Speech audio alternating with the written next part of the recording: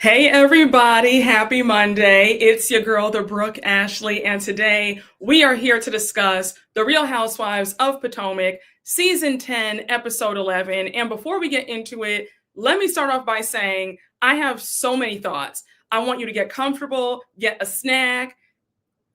We're going to be here for quite some time because I have many thoughts. I might have an unpopular opinion, but I feel like everybody's getting whacked except for Stacey and Angel. I'm gonna let you know right now. Yes, this whole eviction storyline, they are truly trying it. Like it's to the point where we're now trying to create something out of nothing because it's not an eviction, but we'll talk about that later on. But yeah, it was a good episode. It was a good episode, but I just think that it's real funny.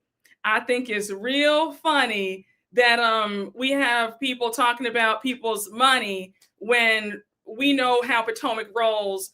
A lot of these cast members, their money has always been funny. All right. So we're going to get into all the things. All right. So I'm giving you a disclaimer right now. Everybody's getting whacked except for Stacey and Angel. So you already know what time it is. Okay. Hey, y'all, come on in. Come on in. Come on in, baby. Listen. Oh, we're going to talk about it. We are going to talk about that. That Popeyes looked picked over. This is the Real Housewives.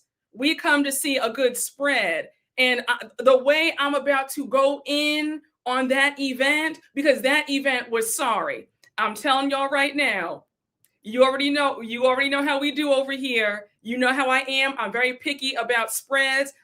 I grew up entertaining. I know what it is to be a good host.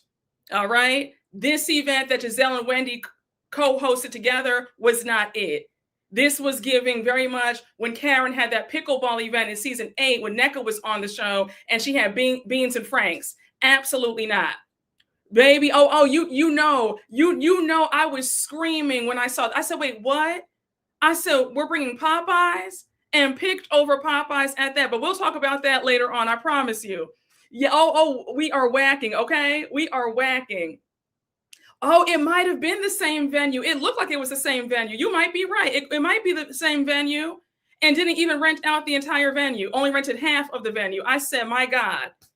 But we're on Real Housewives where it's supposed to be money. And we're doing it like this, a mess. Honey, you said 2 small boxes of chicken. It sure was. She said, let me get 1 bucket, 2 biscuits, a Diet Coke. And then they picked on it on the way over there from, where do they live? On the border of Pennsylvania, y'all told me. Listen, some of y'all don't get in these comments acting silly because I'm going in on everybody. So don't get in here saying, oh, Brooke, why are you talking about her? What? I'm letting you know right now. So don't get in these comments acting silly. Who was the event planner? Robin Dixon. Baby, you said Pam did not have the budget. Britt's event was better than that. It was a tie. They were both awful. Because you don't invite 50 people and only have food for 7. So no, I can't give Britt Edie any credit. They were both horrible. You don't do that. It's both a tie. They both lose. Okay. Hey, the Adam Earth. Thank you for the super chat. Not me on a flight back to NYC with the free Wi-Fi watching your live. Oh, I love it. Yes, have a safe flight. These Potomac girls are a mess. It's giving Robin never left with that food spread. Baby, I said the spirit of Robin Dixon lives on. This is what? The second family fun day on Potomac, and both have been chops. Wendy and Gizelle could have kept this. This was horrible. I said, you guys should feel embarrassed. That event was so poorly done. A mess. A mess. Thank you. Okay, yeah, and Jameer, you know Jameer's on it. You know Jameer, get ready today. Get ready today. Okay, Angel's low-key winning me over again. Let me tell you something. I keep telling y'all, I said Angel's gonna be vindicated, honey, because they are trying it. But you know what? Let me not jump ahead, okay? Y'all, with all that being said, let's get right on into this episode because I have thoughts. We're gonna talk about all of it. You said just joining. I saw your Thanksgiving spread and wow. Oh, we do it big, okay? My family, we do it big. We do it right every single year. This event on Potomac definitely wasn't anywhere in that universe of league. Listen, if you follow me on Instagram, you know, honey, you know, we do it. We do it correct. We do it correct. You said, Brooke, I love you, but it's a no for Angel. No, listen. I'm not here to change anybody's mind. I get it. You feel how you feel. But I think we can all agree in this episode, she didn't deserve what she was putting, what she got. I think that they were doing a lot over a whole bunch of nothing. And a lot of people who should not be talking about money, people's money, we're talking about people's money. So, okay. So y'all, I think that Gizelle's very cheap. I notice how she'll go to people's houses empty-handed, and Gizelle knows better. Gizelle knows better, but it's a tacky spirit. It's a cheap spirit. That spirit of cheapness and stinginess takes over and has her in a chokehold, because she'll go to your house empty-handed, but yet she wants to eat you at a house and home and drink all your liquor up, but she doesn't come with a hostess gift. Then when she has you over, she has a croissant, maybe a half of a bagel, and a chocolate chip cookie. No, ma'am. I am so sick of it, honey. I am so sick of it. We got to do something, because the Potomac girls have got to cut it out with these sorry events. This event was embarrassing. Hey, Snowball Universe, thank you for the super chat. Brooke, I love you down. And when you read my comments, oh, thank you. This event was an all-time low for my favorite franchise. I'm mad as a super fan. Oh, it wasn't all-time low. I mean, this was neck and neck with Karen's pickleball event and when Robin had her family fun day with no food. This was horrible. Hey, Stacey Ann, thank you so much. Loving your look. It's giving Uptown Barbie. Brooke, thank you so much. Thank you. Thank you. Ciao. All right. This was worse than both of those. Gizelle doesn't give First Lady when it comes to hosting and etiquette. No, she does not. She does not. Sandwiches on the tugboat. A chocolate chip cookie saved from the previous event. Yes.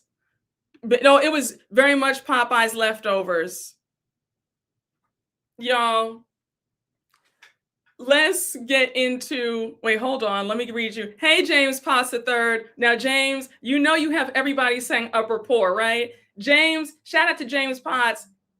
James, you said upper poor 3 weeks ago during that Mia live, and you had all of us screaming. Shout out to you, because we have officially coined that phrase, okay? You need to trademark that and get your money, because upper poor has everybody. We were all saying it. Do you think Angel helped tip off the cops on Wendy and Eddie? Wendy tried it. No, I don't think that Angel tipped them off. They were already being investigated, because remember, Wendy has claimed the robbery happened at the end of season 8 going into season 9. So Angel wasn't even a thought, on the show. So no, I don't think that Angel tipped the cops off. But yeah, Wendy did try it. Wendy did try it. Absolutely. But no, I don't think that she did, because they had claimed that robbery at the end of season 8.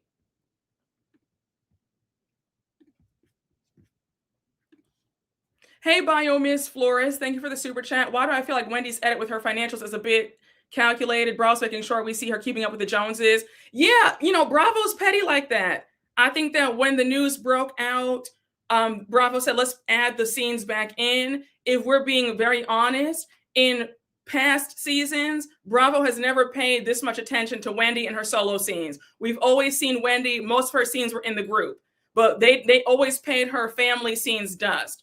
So now to see her solo scenes all the time, we're getting 5 or 6 minutes of Wendy solo. It's clear that Bravo's doing this on purpose because of what's going on right now. So, but y'all, with all that being said, let's just get right on into the recap, because we have a lot to cover and a lot to talk about. All right. So now we open up the episode with Tia at home, and she has all this food on her counter. She is preparing for a polo match event with the ladies. So her and her son are putting the food into the Sprinter van. And we have Tia's brother. I think she said his name was Deji. If I'm mispronouncing his name, please let me know. I hate to butcher a name, but her brother is there. They're super close. So we know that Tia is a real estate agent. She's at Sotheby's, and Sotheby's is hosting, they sponsor an all women's polo team. And that's what they're going to be doing today. So she says that in Nigeria, her cousin played polo. It was a major part of her social scene growing up, and it's still a major thing that she does now. So now she's asking her brother, how does he feel about meeting her friends? He says that he feels good. So we find out that he lives on Long Island. She grew up with a much older brother, and this brother, Deji, they're super close. Now, Tia, I'm gonna need you to come back and let us know, did we hear what we think that we did we hear what we thought we heard? Because you casually slipping in that your father had 2 outside children on your mama while they were still married. I said, oh, no wonder your parents got divorced, because your dad was over here zipping it and zooing it with other women while he was married. A mess. But yeah, honey, she says that there were 2 additional children, but she's closest to Deji.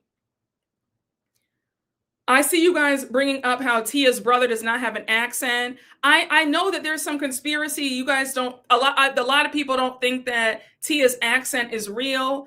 I think it's real. I don't think that anybody would go through the trouble. But then again, you have Dorit. Listen, here's my thing. If her accent is fake or real, if we've let Dorit Kemsley on Beverly Hills slide with her fake accent, she's from Connecticut, we can let Tia slide. So that's how I feel about it. I don't care if Tia's accent is real, fake, in between. It is what it is. I like her accent. I have no dog in the fight. Okay. So yes, no, that's how I feel. You know, I feel like we do get scrutinized extra hard, because I'm like, if we can let Dorit Kemsley slide, Dorit is from good old Connecticut. So if she can have a fake accent, that's a combination of, you know, a British accent and I don't know what. Yeah, if we can let Dorit slide, then we need to cut the noise with Tia. I believe her accent is real. I like her accent. I think we all need to drop it. You know, you said, but Dorit's parents have accents too, but they're from, sorry, excuse me. But no, Dorit's parents, they're not from America, I don't believe, right? So that would make sense for them. But either way, I don't think that it makes any difference whether or not she has an accent, or, you know, who cares? So anyhow, she's packing up the Sprinter van, and we have everybody showing up. So did anybody notice? Well, you know I did. Angel and Jazzy are the only ones who showed up with the gift. I feel like if you're invited somewhere to an event, someone's house, have a little hostess gift. And once again, I think that what annoys me about this franchise is the fact that it was supposed to be about etiquette and manners, Jack and Jill mothers, and for us to have so much, you know, talking about, you know, for them to be talking about, you know, how well they're doing, they know better than to show up empty-handed. Yes, very tacky and very cheap. And you know, Gizelle's going to always come somewhere with empty hands, her long alligator arms, as my grandma would say, and, you know, and a full, you know, an empty stomach. She wants to eat. She wants to take. She's not trying to give anything. Didn't Wendy have a gift? No, I saw Wendy with her purse. She had a Lady Dior purse, very pretty purse. She looked good in the white, but I didn't see a gift. It was only Angel and Jazzy who brought gifts. So now they're all on the van, and Ashley says it's nice that we're all there. I do notice that there is somebody missing. So we find out from Tia that she could not have any nonsense going on. She disinvited Stacy. She says that she was kicked out of Stacy's weed event. So she returned the favor and did not invite her to her polo event. Now, you guys know I like Stacey. I ride for her, but fair is fair. You kick me out of your event, you can't expect me to invite you to mine. So I get that. I didn't feel any way about that.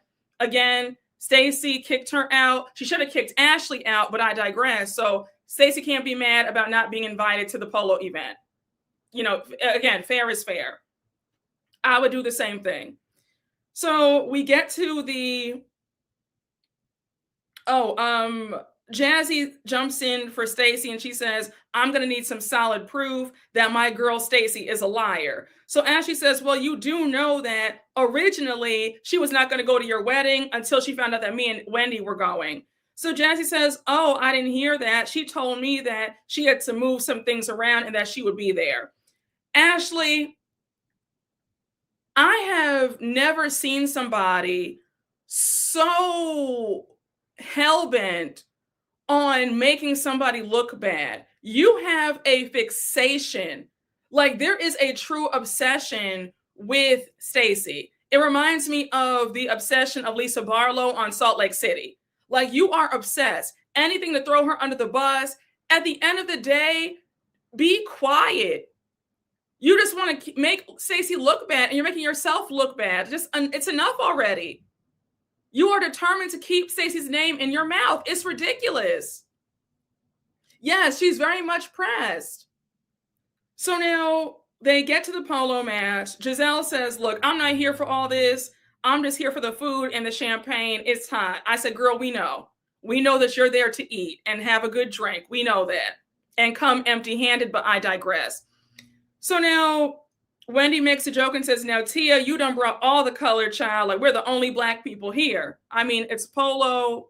That's not surprising. That's generally how it is. We're generally the only chocolate chips in the cookie. Like, that's not, we know that.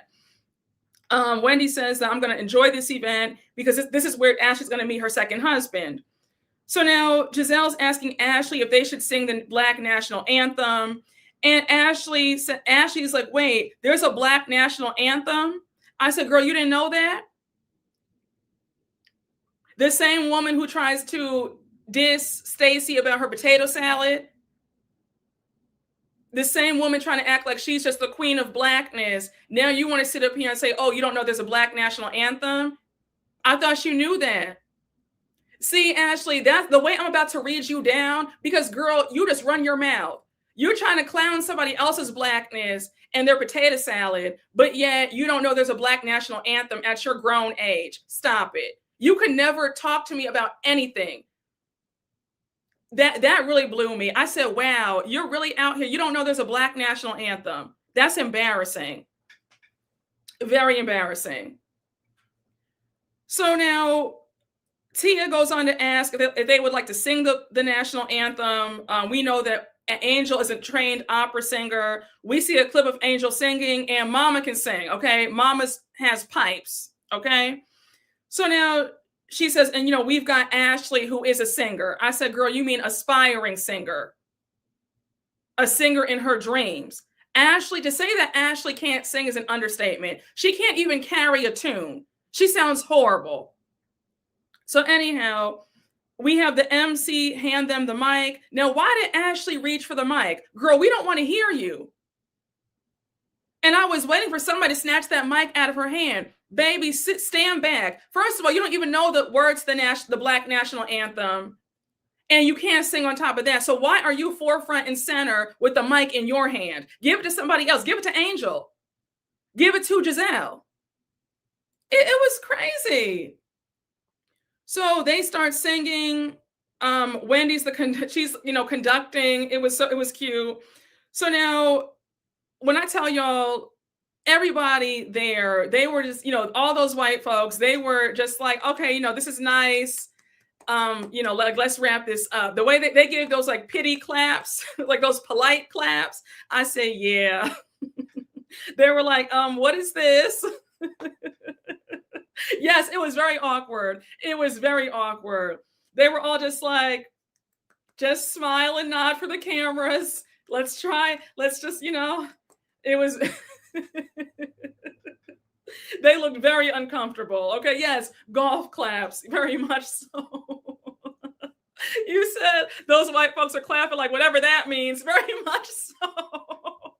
They panned on that one lady's face, and she was just like, like, it'll all be over soon. So now, they're done with singing the Black National Anthem, and now it's time for the polo match to start. So we have Tia starting it off. She throws the ball, the match starts, and we see Angel and Kiarna sitting down, just relaxing off to the side. And now it's time to stomp the divots. Like, it's always a fun thing that they do during the polo matches, right? So now Wendy's like, why does anybody want to stomp, the horse stuff on the field? Like, that's, I didn't come here for that. She says, I love horses, but I did not get dressed up all cute for this. And I said, but Wendy, that's what you do. Like, it's a fun part of a polo match. And you've been to a polo match before. It's not your first time. It's not your first rodeo. So I was surprised at her acting like that. Wendy says this all white outfit gives understated luxury. Now I made a joke on the good old Twitter. I said, Wendy said, honey, I can't afford to get any SHIT on these Christian Louboutins or Dior's because I got to return these back to Saks the next day. Okay. So I can't afford to get anything messed up. So I'm going to stand right here. And I get that. So they're stopping the divots. And now it's time now we see Jazzy and Ashley off to the side. So, of course, their conversation is about Stacey because Ashley cannot talk about anybody other than Stacey. So Jazzy says, thank you for coming to my wedding. And she says, it did send me back a little bit on the van hearing about Stacey. So you have Ashley giving some BS answer about, well, I get these glimpses of Stacey where she can be fun, but then she does other stuff like this that compounds. So Jazzy says, I've never really questioned her behavior towards me. And there's no way that she told these girls that she was not coming to my wedding. Like, I'm just not believing that. So Ashley says, well, I just hope that down the line, Stacey does not violate your trust. Fingers crossed. Again, we're at a polo match. Why are we discussing Stacey? She's not here. And Ashley, whatever's going on between Jazzy and Stacey is none of your concern. You just want to twist the knife in further. You want to have Stacey iced out from the group, and it's not working. Just let it go. Leave her alone. I don't understand how Stacey is just living rent-free in your brain. It's horrible.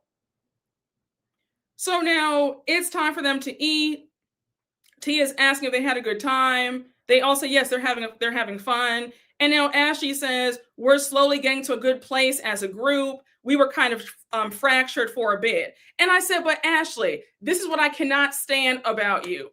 Ashley loves to say that the group is fractured, but she's the main reason why the group is fractured. When you are the reason why. You are the main topic. You are the girl. You are always starting every argument, every fight. It all traces back to you. It all traces back to you. What are you not understanding? You love acting like you love throwing a rock and hiding your hand. The reason why the group is fractured is because of you and Gizelle. What's not clear? Don't act like it's some, mystical forces that's why the group is fractured. It's because of you, because of your mouth. And it's weird how you always get away with the same BS every season and nobody clocks you on it. It's wild to me. Yes, Ashley is the drama. It's bizarre. And she has the gall and the audacity to say out of her mouth, well, the group was fractured for a bit. Yes, because of you. Because of you. So now Ashley singles out Angel. And she says, Angel, you made mention a while back that we haven't gotten to know you and include you in the group. And honestly, this polo match would have been a great opportunity for you to spend more time with the ladies in the group. We do see a clip from 2 weeks ago when they were over at Angel's house, and Angel and Ashley are talking about how Angel does not feel included. So Angel says, you know, I hear you, but when it comes to this group wants me to have this one-sided interaction. They want me to beg them, like, you know, please talk to me, and I'm not going to do that. That's not who I am. I get that. Y'all know me. I'm not begging anybody for anything. All right. I think that however you feel about Angel, and I know a lot of y'all are not on the Angel bandwagon, I feel like this is a very tricky group to navigate. When you have two people who are the leaders of the group and everybody's trying to fall in line and do what they say so that they're not ostracized or iced out, it's going to make it hard for newbies coming in. And we know how Gizelle and Ashley operate. Anytime a new girl comes in, they are there to haze them, try to break them down. So it's hard to say, well, you have to be, you know, you have to make yourself available to us. But then when she's trying to get to know y'all are ripping her a new one every chance you get. And that goes for anybody that we've seen who's come into the group as a newbie. They love to haze. So it's not really fair for y'all to say, oh, well, you know, you have to do your part and you have to reach out to us. I mean, I get that. But in this instance, you guys are determined to have an issue with Angel, in my opinion. So yes, no, yes, they're all like that. But I've said that about all of them. It's not fair how the same thing they did with Garcelle. When Garcelle said Serena and Kyle and Erica and Dorit, when her second season on the show, when she said, you guys have iced me out. I try to get to know y'all and you guys iced me out. I don't know what to do. And they gaslit her. A lot of the OGs do that crap. So it's not fair to tell a newbie, well, you have to come to us, because when they come to them, they're iced out of the group. So it's like there's a lose-lose situation. Yes, Stacey is an exception because Stacey is so unbothered, and Stacey has made up in her mind that she's not going to take this to heart. Stacey is following the blueprint exactly how it's supposed to be done. She's like, I'm here to get this check. Whatever they do is not going to deter me from staying on this show and getting my money. Stacey's doing it the right way. I think the problem comes in when you're trying to come on these shows, trying to make friends. Stacey has the right idea. It's a show. We're here for ish and giggles, and it is what it is. So yes, this is Stacey's second season. They were easy on her the first season. I agree. So now, Angel says that she is excited to spend one-on-one time with everybody. And then she calls out Wendy. She says, even me and Wendy, we're going to be all right. Wendy was over it. She doesn't even answer. She's just still eating her food. She gives like an child, like whatever that means. So now we see 18 hours later, and we have Angel packing up her home. There's moving boxes everywhere, and we hear her say, I cannot believe we're going back to Colorado. And Bobby says, yeah, I know, it sucks. Angel says that they have to be out of here early, unexpectedly. She's pissed off about it. Bobby says, well, I can't wait to, do my business in my own toilet, so I'm happy to be going back home. We find out from Angel, long story short, they got the rental so they could be in Maryland for a while looking for their Maryland home. She says the homeowners thought that we'd be gone for a certain period of time, and there was a miscommunication about the dates. So that's why they have to get out. Now, we'll talk more about this because I don't know if I'm missing something, but I don't look at that as an eviction. I feel like an eviction is non-payment, right? There's been no talk of them not paying. It's about a mix-up of the dates. So this whole eviction talk, I'm just kind of like, again, I'm not hearing what everybody else is hearing, because this isn't giving eviction. It's giving you guys effed up and didn't put in the correct dates, right? So, right? Yes, that's not any. Yeah, they're putting 100 on 10. Exactly. It's a scheduling issue. Exactly. Okay, y'all. So we're gonna we see each other. Now, y'all, you guys know that we are here, and today's video is sponsored by my good friends over at OneSkin. That's why the skin is always glowing. Okay, that good old eye cream. Get into it. So I'm going to play you guys my ad read, and then we'll continue on with the rest of the recap. All right, but right now this is brought to you by OneSkin. If you're like me, then your skin needs a little extra care this time of year. Between colder weather and the rush of the holidays, it's easy for your skin to feel dry, dull, or stressed. That's why I'm so excited to be partnering up with OneSkin. You guys know how much I love my skincare routine, and it's so great partnering up with OneSkin to add to my daily routine. At the core is their patented OS1 peptide, the first ingredient proven to target senescent cells, the root cause of wrinkles, crepiness, and loss of elasticity, all key signs of skin aging. And these results have now been validated in 5 different clinical studies. At the helm of this iconic skincare brand is their founding all-women team of longevity scientists with PhDs in stem cell biology, skin regeneration, and tissue engineering. All of OneSkin's products are designed to layer seamlessly or replace multiple steps in your routine, making skin health easier and smarter at every age. And since it's holiday time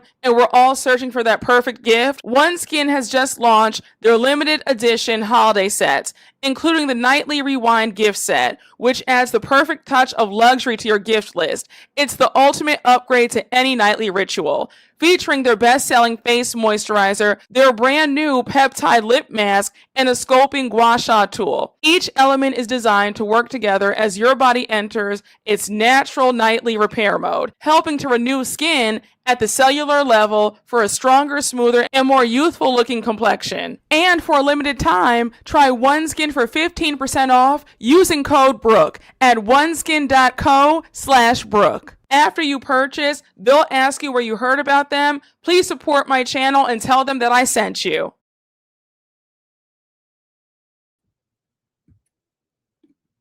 Hey y'all, we're back. Yes, honey. OneSkin is everything. I've been using them now for a month. They sent the products. I'm loving the eye cream. I use it every morning, every night. And when I tell y'all, I feel like my eyes look really good, really hydrated, really bright. So I'm in love, okay? Love, love, love. And it feels good. It feels really good on your skin, the whole 9. Like here, I'll put a little drop. But yeah, OneSkin, y'all. And this is the eye cream. It feels so good, very luxurious, very creamy.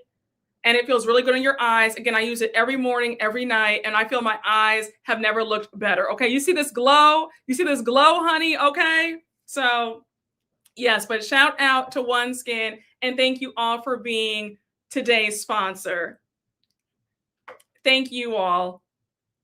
Okay, y'all have me screaming in the comments, okay? You guys have me screaming. You guys are so sweet. Oh my gosh, y'all are so funny. So anyhow, so now, y'all are so cute. Thank you.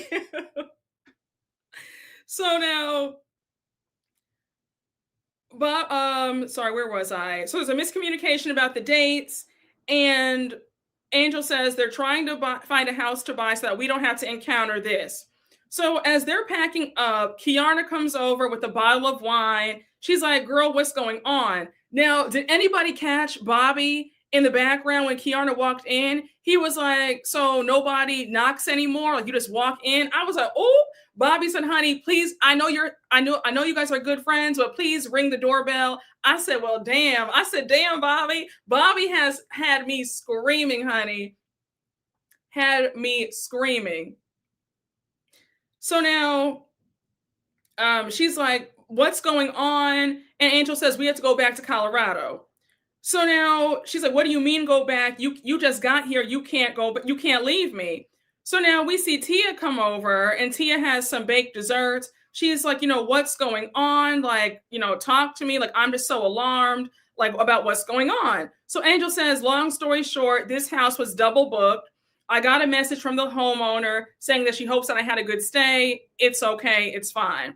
So now Angel's like, this was a short-term rental. The house came furnished, so we don't have to pack that up. We only have our clothes here. That's it. That's all. So she says we have to go back to Colorado to get our stuff. We have to pack that up. So now Tia's asking if they're working with a real estate agent. She says, I'm invested in finding you guys a home. And Tia says there's actually a listing up the street from here. And Angel says, okay, well, that's good to know. Now,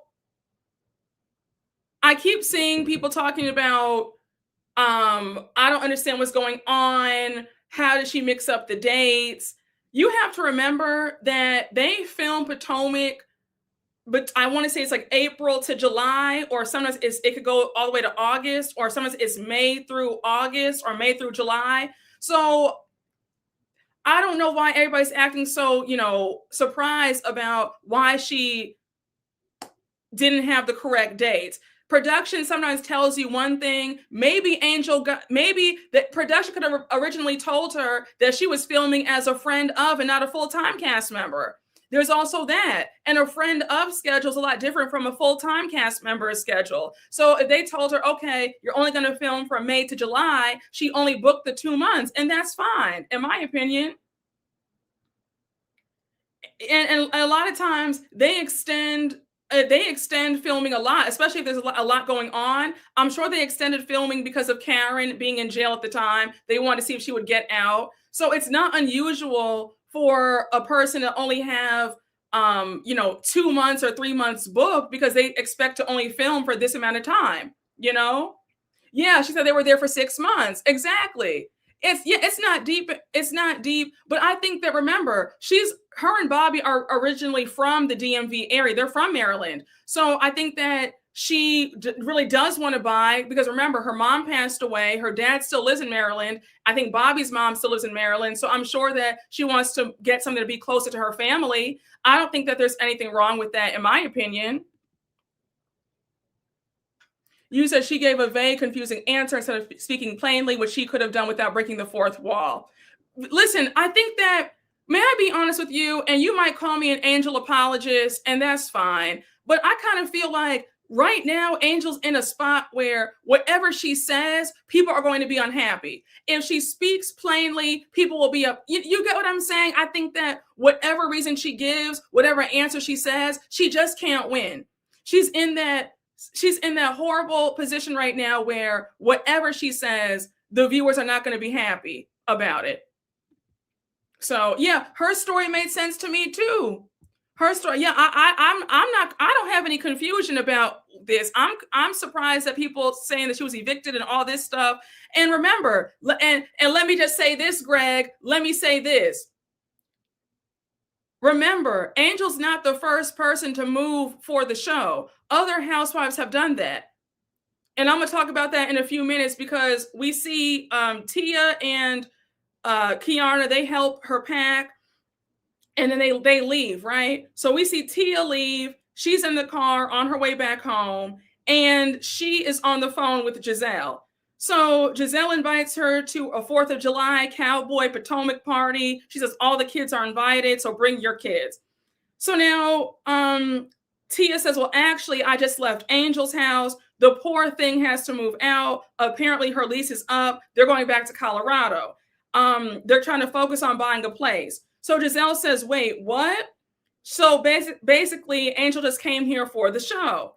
So Tia says, well, I don't know. I think she's from here. I think Bobby's from Virginia. Like, I don't know. I wish I never even said anything. Now, Tia, I think, is the perfect amount of messy, because Tia will put that bug in somebody's ear and then say, no, I didn't mean it like that. Like, I was just talking. I didn't know it was going to blow up into all this. But Tia, you knew that when Gizelle called your phone and you told her about this, Gizelle was going to run and spin this whole thing and make it into more than what it is. You know Gizelle. That's been your friend now for a few years. You know how she operates, and you've watched the show. So you know how she is. So for you to act like, oh no, I wish that I just didn't say anything. Girl, you knew what it was when you opened your mouth and told her All right. Yes, Tia is another charade. She low-key is. Yes. Yes. So now you have Gizelle saying, maybe she doesn't like us like that. This is kind of weird. And Gizelle, you were going on and on about, your theories and speculating about what's going on. But I have to say, this really is a non-issue. And let's not forget, and let me just say this, Greg, Meredith Marks on SLC, for all my SLC watchers, you already know what I'm about to say. Meredith is notorious for doing a 6-month rental for every season. She does not live in SLC full time. She's only there for the show, and she has said that multiple times. She is a citizen of the world, in her words.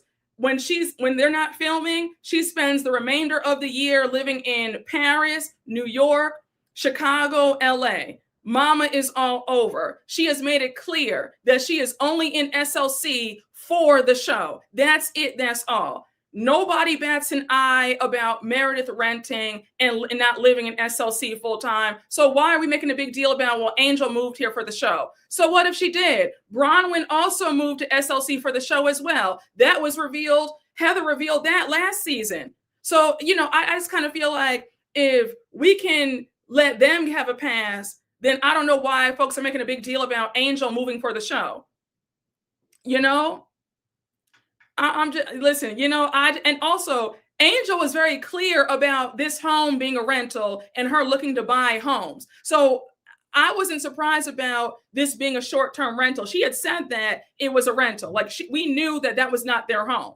So I don't know, I don't know if I'm the only one who's just like, I don't see any big deal about this. I don't.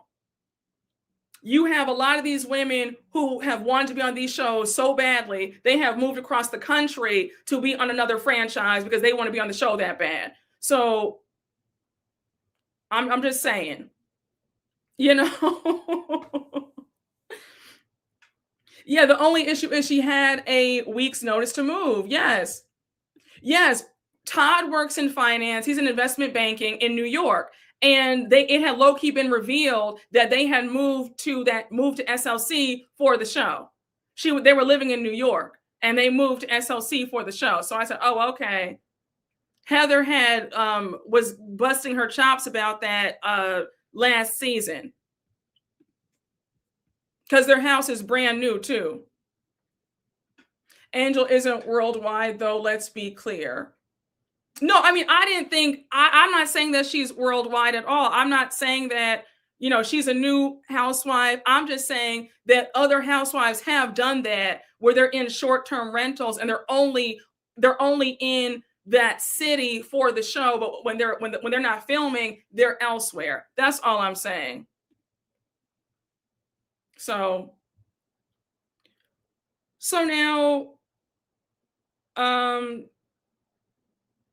Gizelle says, this is kind of weird. When she first started renting, she didn't give the lady the right time frame. She thought that we'd be finished filming this show, but we're not. We're still filming. And the lady said, you got to go. Again, I don't understand why this is a big deal. I don't think that it's anything to harp on. She gave the lady the wrong dates. I don't see where the big scandal is. In my humble opinion, I could see if Angel and Bobby didn't have the money to pay, they were trying to cheat the homeowner, their stuff is out on the streets, then that's a story. But this is a non-issue for me, in my humble opinion. Okay. So now we get to Wendy and Eddie. They are out with their daughter, Cameron. Cameron is adorable. And what's crazy to me? The fact that we really watched her grow up, because I keep forgetting that she was a baby. She was like 6 months old when Wendy joined the show. I'm like, wow, time is flying. But their kids are just adorable. Cameron is too cute. So Wendy says that Cameron does a whole lot. She's an equestrian. She's in her school play. Like Miss Mamas has many talents and we love to see it. So we see Cameron rock climbing. And Wendy and Eddie are sitting down to the side watching her, and they're just talking. So Wendy says, well, Eddie, please make sure that you're free on Thursday because me and Gizelle are doing this Ponies and Potomac party for the 4th of July. Now, it's no shade, but I said, we see Eddie with Wendy in pretty much every scene. So I'm sure that he's available for Thursday, Wednesday, Friday, Saturday, Sunday. I'm sure he is free, okay? His calendar says good to go at all times. So now we see the flashback of Gizelle and Wendy on FaceTime talking about the party. They're collabing together for the party. And we see Wendy showing the new office. So she's like, this is Eddie's office. And Giselle's like, oh, you guys got money. Like, all right. I said, okay. I said, honey, good money is being spent. So now Wendy says, me and Gizelle, we're linking up to do something for the 4th. We're doing a potluck. So everybody's bringing something. She's bringing the fried chicken. Wendy, when I get to you in this party and that picked over Popeyes, I don't want to hear anything. I don't want to hear a thing because girl, I have so many thoughts because this was unacceptable, but we'll get there soon enough. So she says that their kitchen is out of commission right now. The renovations have been driving her insane. So Eddie's like, well, did you stay on budget? And Wendy's like, no, I haven't. It's been a pretty penny. So now Wendy says, can I be honest with you? To be honest, I haven't counted. All I know is one invoice is already over $100,000. You know you're over budget. You know you're over budget then. She says renovations are harder than you think. Once you get into it, you have a number in mind. Then you start seeing other things that you want, and it makes you have to make some pivots. We're just collecting invoices at this point. I said, Wendy, I know you wish that you had never said this on camera. I know with each passing episode, you wish that you never talked about money and finances and renovations on camera. The fact that those renovations are already over $100,000, and then for you to say, well, it's just hard because you see stuff that you like and you just get it. Baby, if you don't have the money, that's not really how this works. You have to do what your budget will allow. I said, Wendy.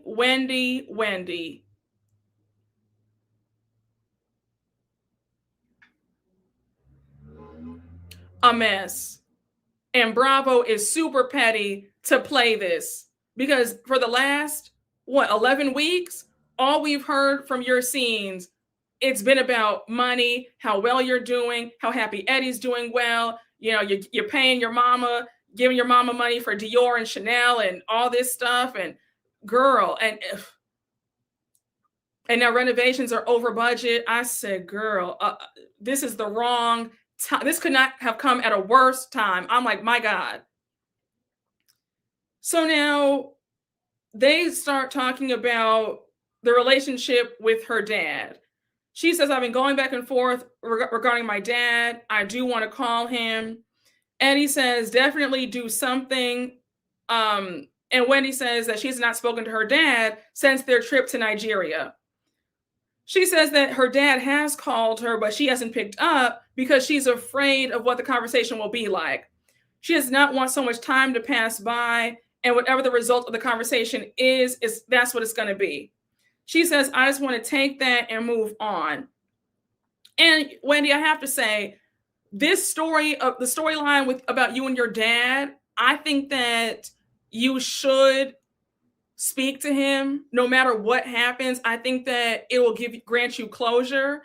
It's clear that there are still unresolved feelings. There's unresolved hurt and pain. And I think that you owe it to yourself to just talk to him. Even if that's the last conversation that you guys have, just do it, because it's obviously weighing on you and you don't want to live with that.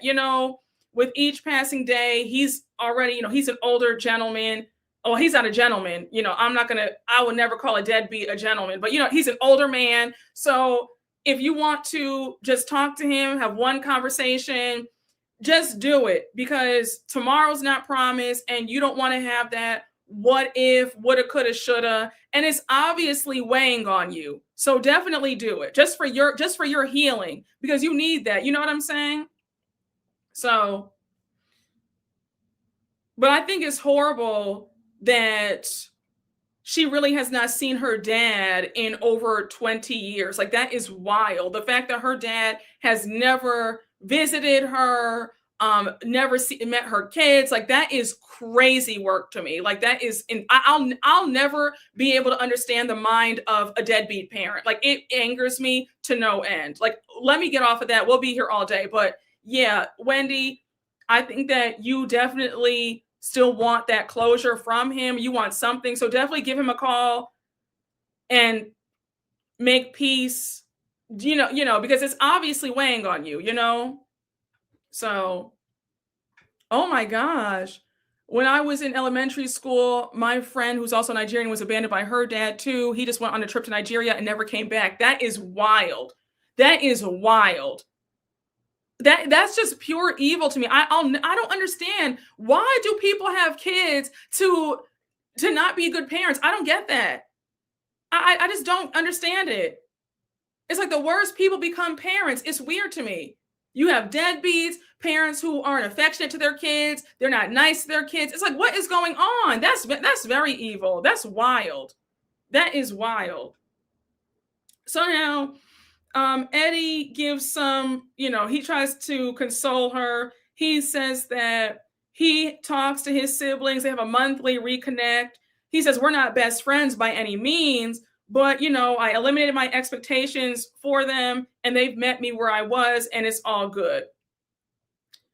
So Wendy says that Eddie's been a really good support system through all of this, because Eddie speaks from experience. We all know about how Eddie's parents disowned him, his siblings. They didn't talk to him for a long time. So he knows firsthand what that's like. So now we get to Stacy and Kiarna meeting up for lunch. Kiarna, you looked so foolish in this scene. And I don't think you'll understand that the more you guys try Stacy, the better she looks. And I was living for Stacy's look in this scene. She looked amazing. I was here for it. She was so calm and so unbothered. So Stacy says that First Lady Michelle Obama teaches us when they go low, we go high. So I'm going to take a gummy and go high and meet Kiarna today. So Kiarna arrives and Stacy's like, I looked at the menu before you got here. I don't know what you feel like today. And Kiarna says, anything without cheese. So Stacy's like, well, how about the burrata? Now, I love burrata, by the way. That's neither here nor there, but I love some burrata. And yes, my mouth was drooling, okay? So Kiarna says, again, I don't eat cheese, Stacy. So Stacy says, I didn't know that about you. So now we cut to Kiarna in her confessional, and she says, Stacy invites me out, saying that she wants to have a conversation. I think it's appropriate because it's getting ugly. And I said, but Kiarna, it's getting ugly because of you. It's getting ugly because of you and your actions. I'm not understanding this pea brain logic. You are in a one-sided beef with Stacy. Stacy has done nothing to you. The viewers keep asking you, what is your issue with Stacy? Stacy keeps asking you, what is your issue with me? You have yet to provide an answer on why you are upset with Stacy. You don't have a reason. This is some contrived BS. Somebody put a battery in your back, and now you're going to go after who you feel is the punching bag of the group because you have no storyline. You sound ridiculous. Nobody has done anything to you, Kiarna. You have started this whole thing. Yes, Kay is very immature. So now they both order espresso martinis, and now they order their meals. Stacy says, I want to order the burrata for myself. So Kiarna's like, I just told this girl I don't eat cheese. I said, Kiarna, if you don't shut the entire fill in the blanks, if you don't shut up, She is ordering the burrata for herself. What's so hard to understand? What is so hard to understand? She literally said, I'm going to have the burrata for me. What are you talking about? And somebody made a great point. Are you allergic to cheese or are you just lactose intolerant? There's a difference.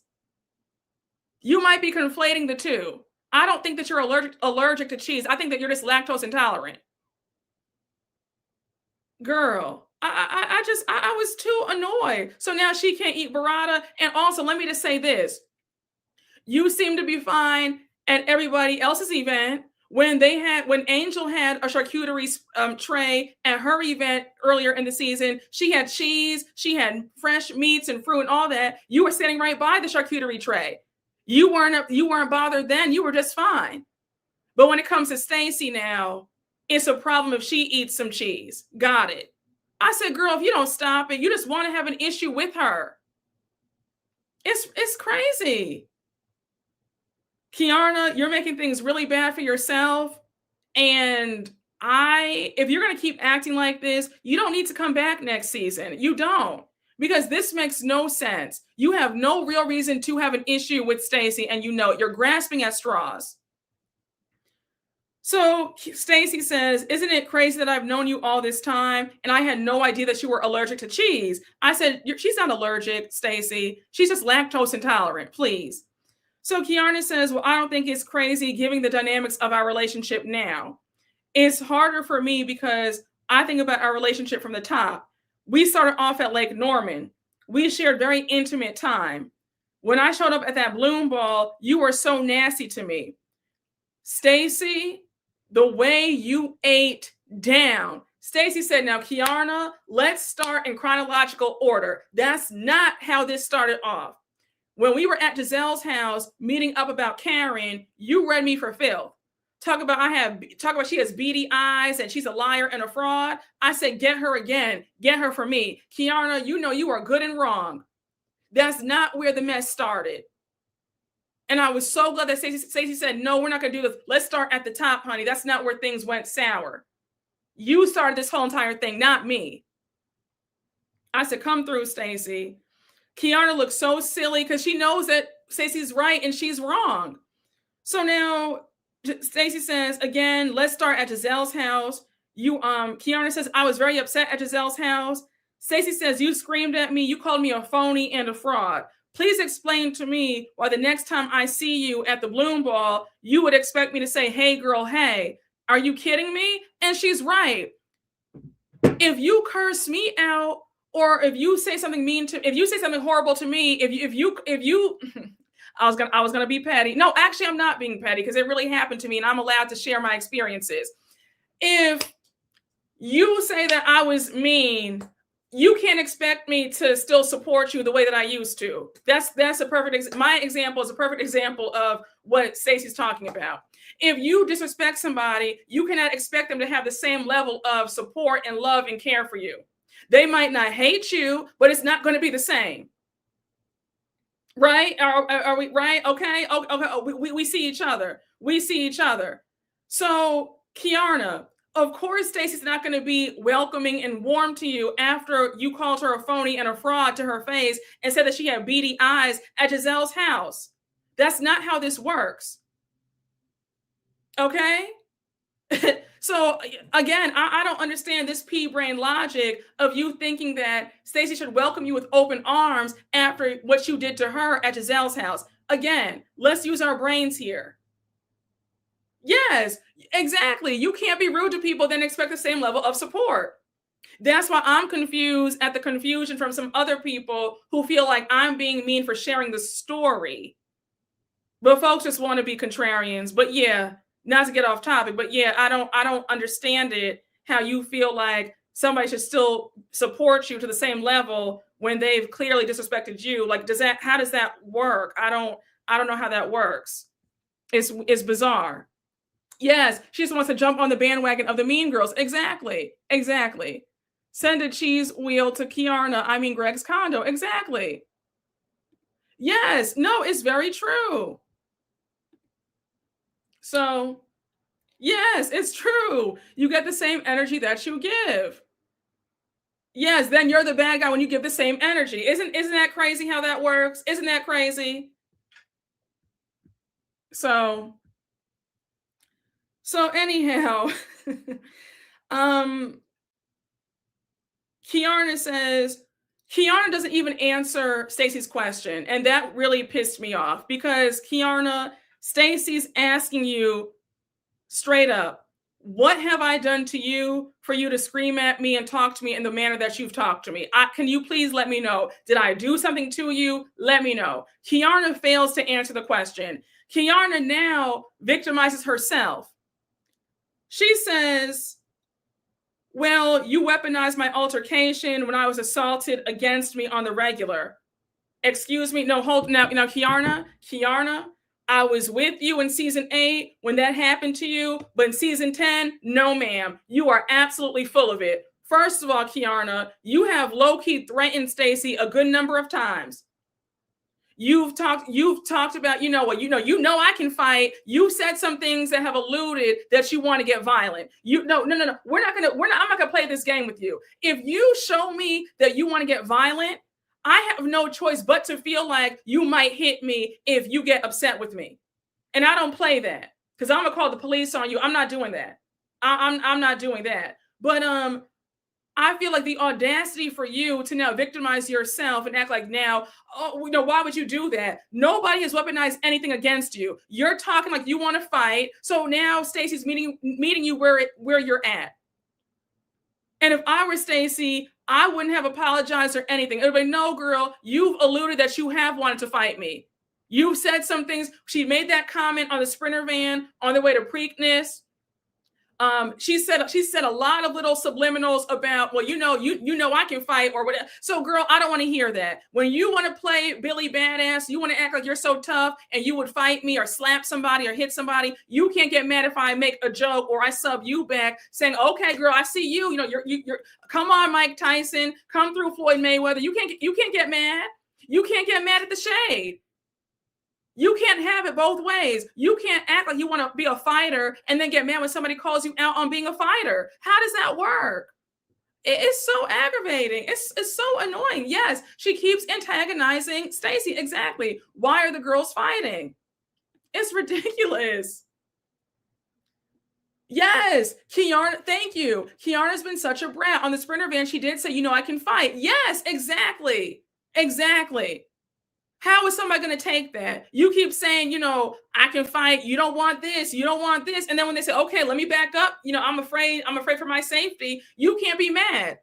If you pump fake like you want to hit me or assault me, you don't have to worry about me being around you. I'm going to say, you know what? They obviously got some issues. They're violent. Keep them away from me. You can't be mad if I want to if I don't want to be near you. So yeah, this is not baddies Potomac. Exactly. So anyhow, Stacey says, because every time I see you, all you do is scream at me and you do all this with your hands. So Kiana's like, what is this? What are you trying to say? What does all that mean? I said exactly what she said. You're doing all this, pointing at somebody's face. Kiana, you're not the victim here. I'm on Stacey's side 100%. You sound is really foolish. All you should have said at this lunch was, I'm sorry, I'm wrong. I have no reason to be mad at you. I'm just hopping on the Gizelle and Ashley hate train, and I want to be in with the cool girls and the OGs. That's it, and that's all. You have no issue. You don't have a leg to stand on, and you look ridiculous. So now,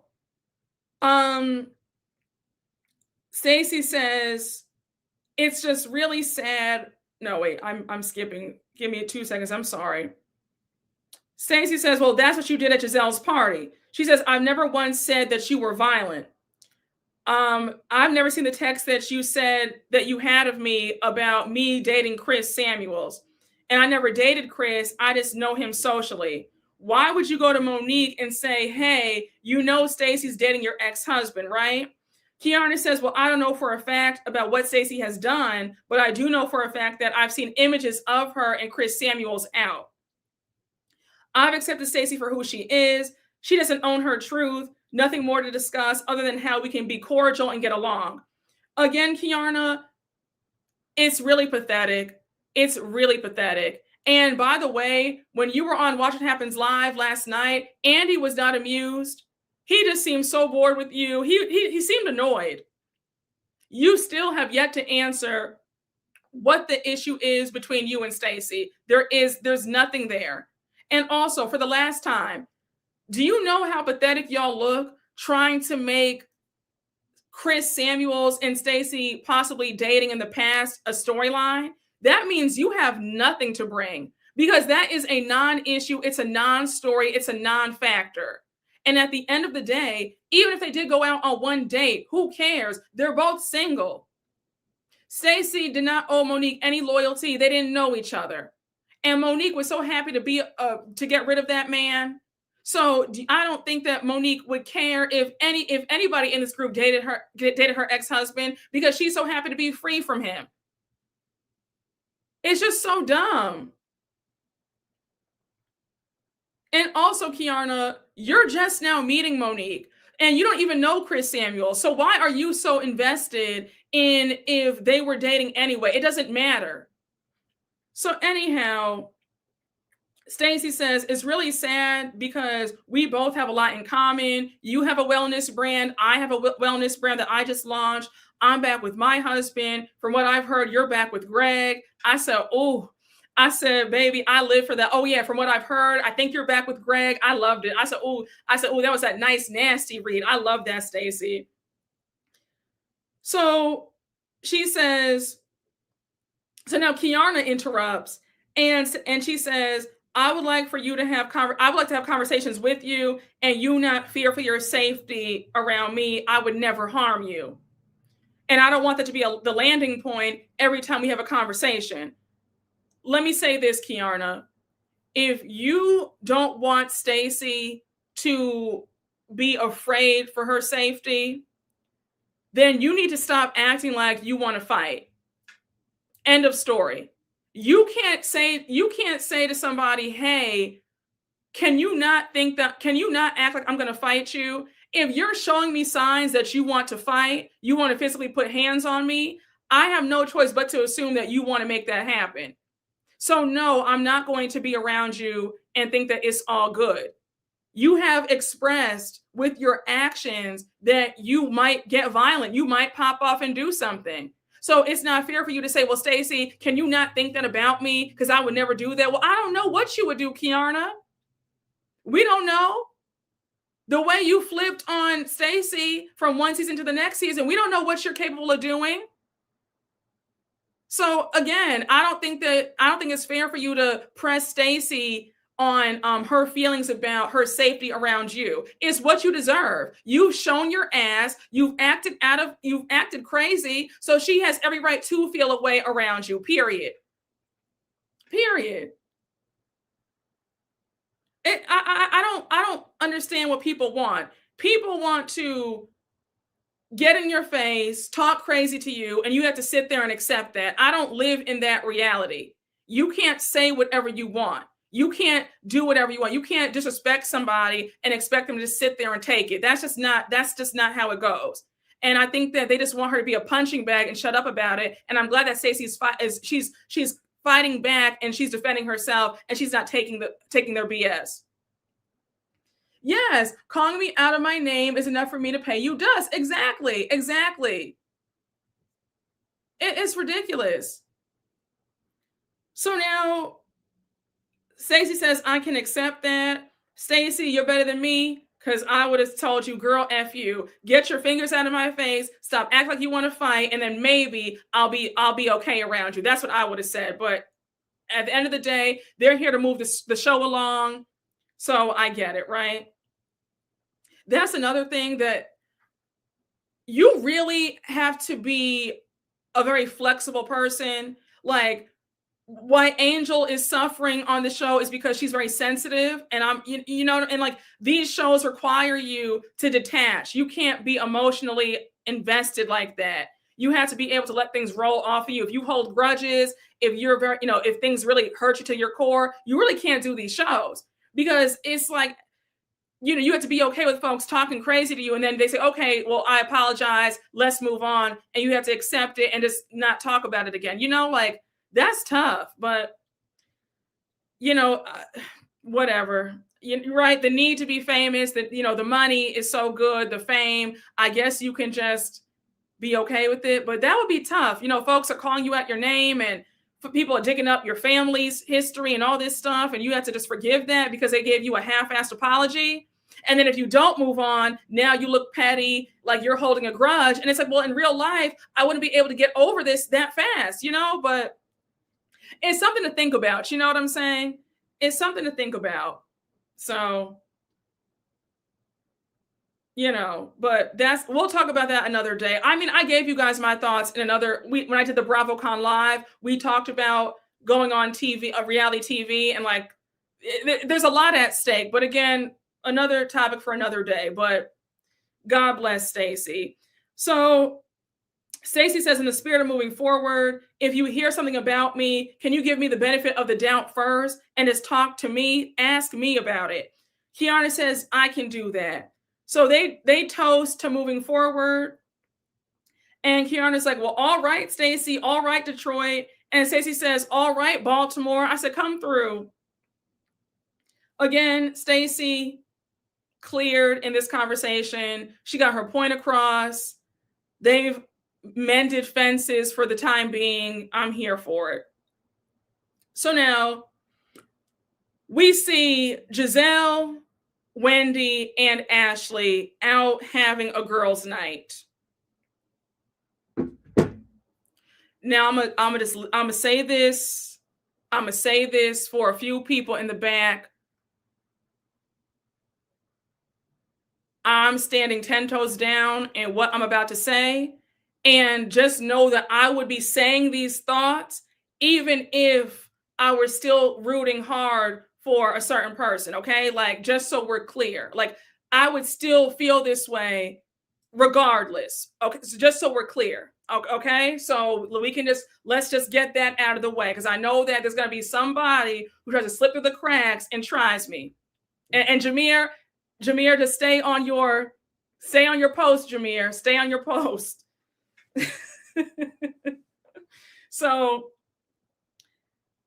they're out at a girls' night, and we have Gizelle saying, wait a minute, we've been invited by Angel. Angel sent out an invitation for a girls' trip to Colorado. It's going to be cowgirl energy and sisterhood. So you have Ashley saying, oh, okay, like, I'm here for that. Cowboy boots, Daisy Dukes. I can't wait. So Gizelle says, well, I have something to say about Angel, because I called Tia to invite her to our ponies, and what was the party called? Gizelle and Wendy's party. It was like the ponies and phonies party, or the ponies and Potomac. I don't know what it was called, but whatever. So Wendy's like, wait, you called Tia? It was supposed to be a collab. Like, we're both in this together, girl. Like, come on.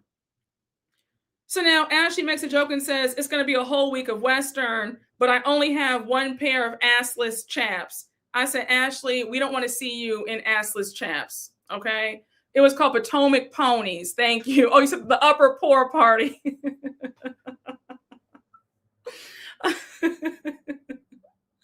It was ponies and phonies. Okay, My Little Pony. Dry Ass Party's a collaboration, child. So anyhow, Wendy says that she asked Stacey to bring the potato salad. Now, Wendy, I feel like you even bringing Stacey bringing the potato salad, that was a slick way for Stacey to get dragged. You know that they can't stand Stacey. You know that they always have something to say about her. So you talk about she's bringing the potato salad. It kind of gave me, you were setting up your friend to get roasted. And that's what happened. So Ashley's like, wait, what? There better not be no raisins, no grapes, like the potato salad, really? I said, Ashley, you are the same woman who did not know about the National Black Anthem. Not too much. Trying to clown Stacey's blackness. Not too much.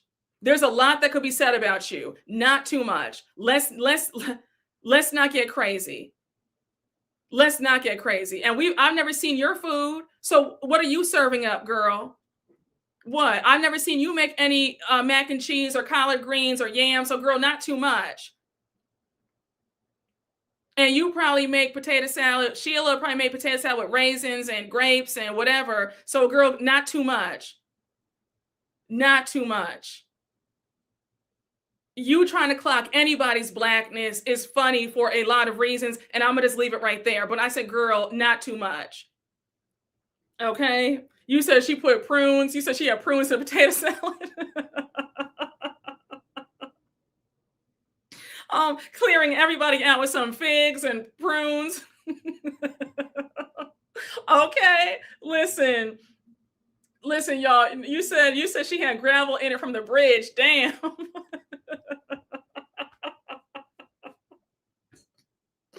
Oh my gosh. So now Gizelle's like, no, ma'am. I said, Gizelle, all we ever see you make are cookies.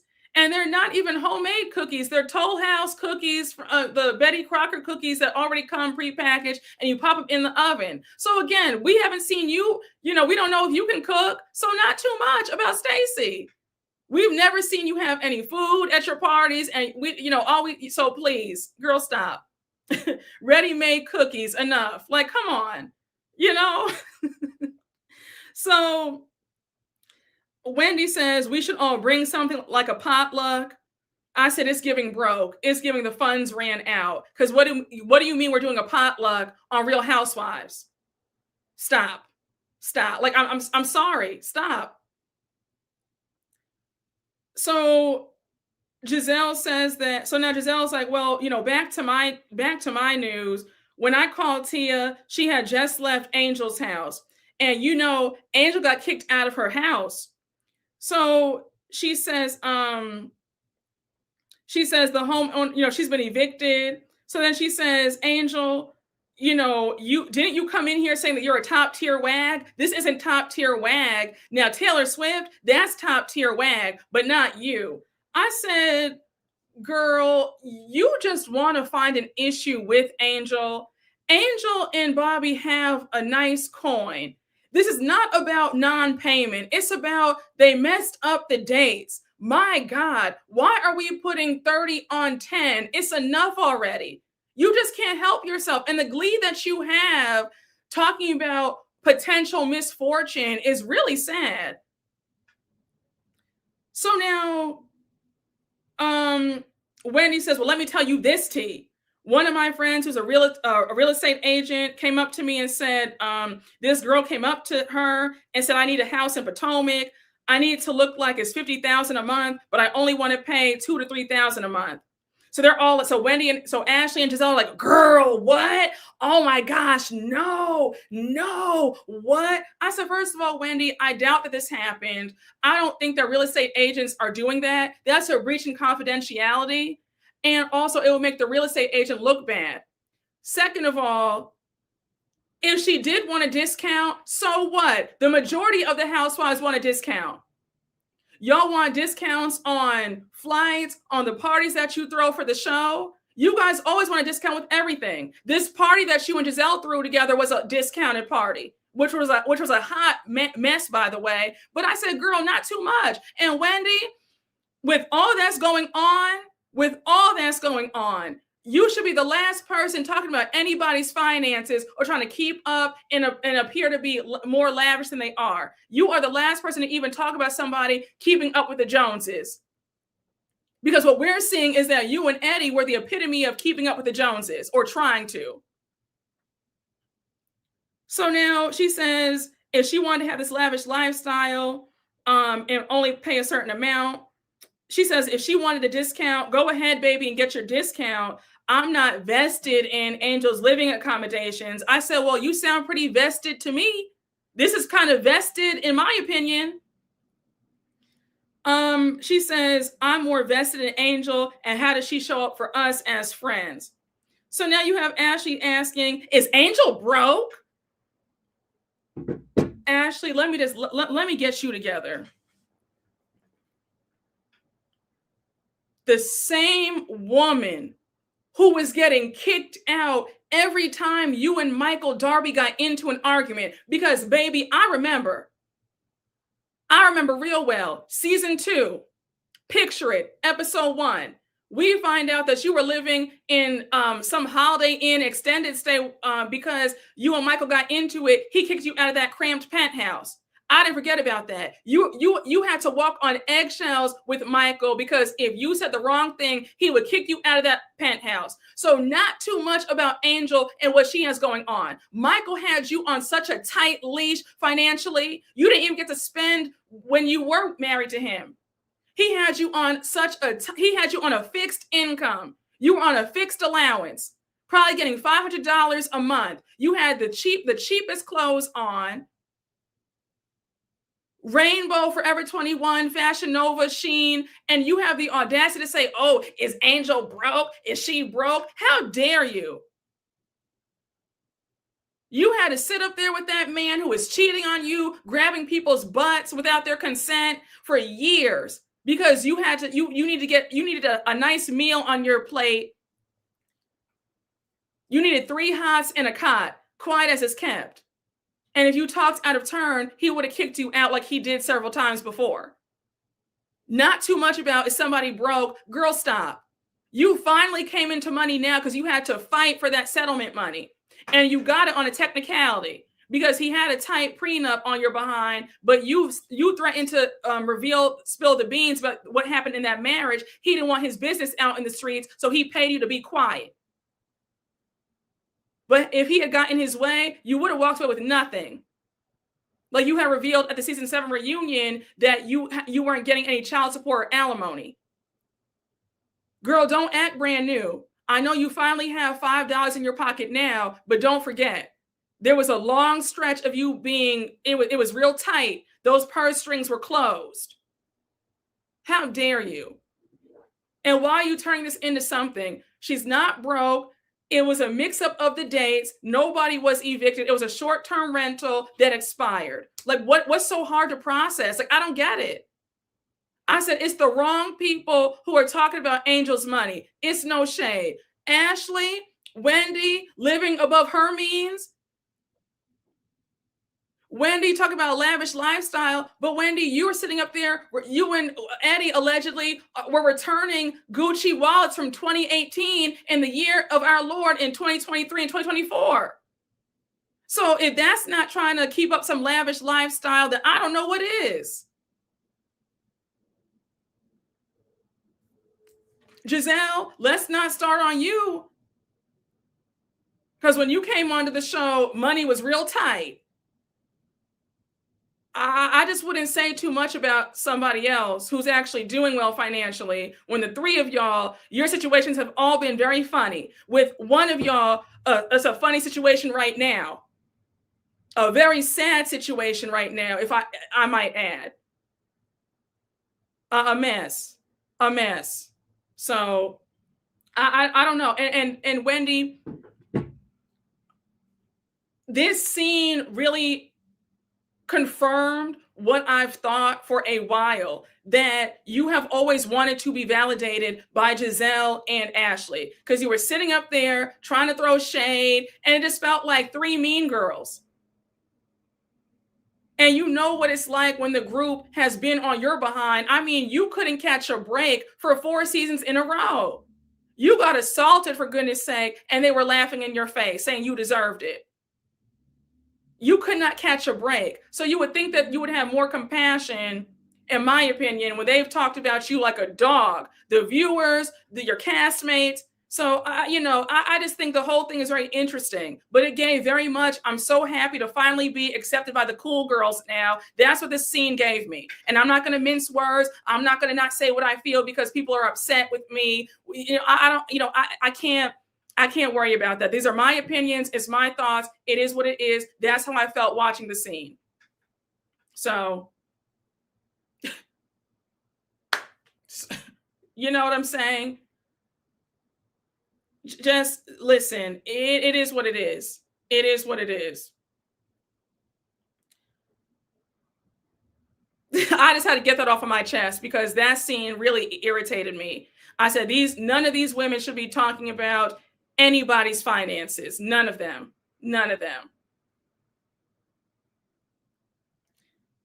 So now Gizelle says, I feel like Bobby is over it. I heard he don't like Eddie. So they are like, wait, what? So Wendy starts laughing.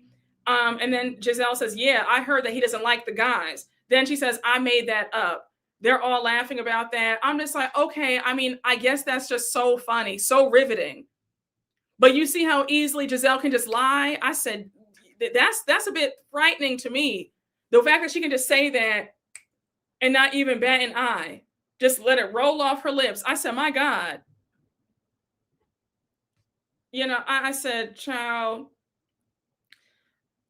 whatever. You know, this scene just did not put any of them in a good light. This was not, I mean, not that Gizelle and Ashley ever have any shining moments, but this definitely was not one of their best moments by far. And then Wendy cackling and laughing about it and putting her 2 cents in with this tea about Angel.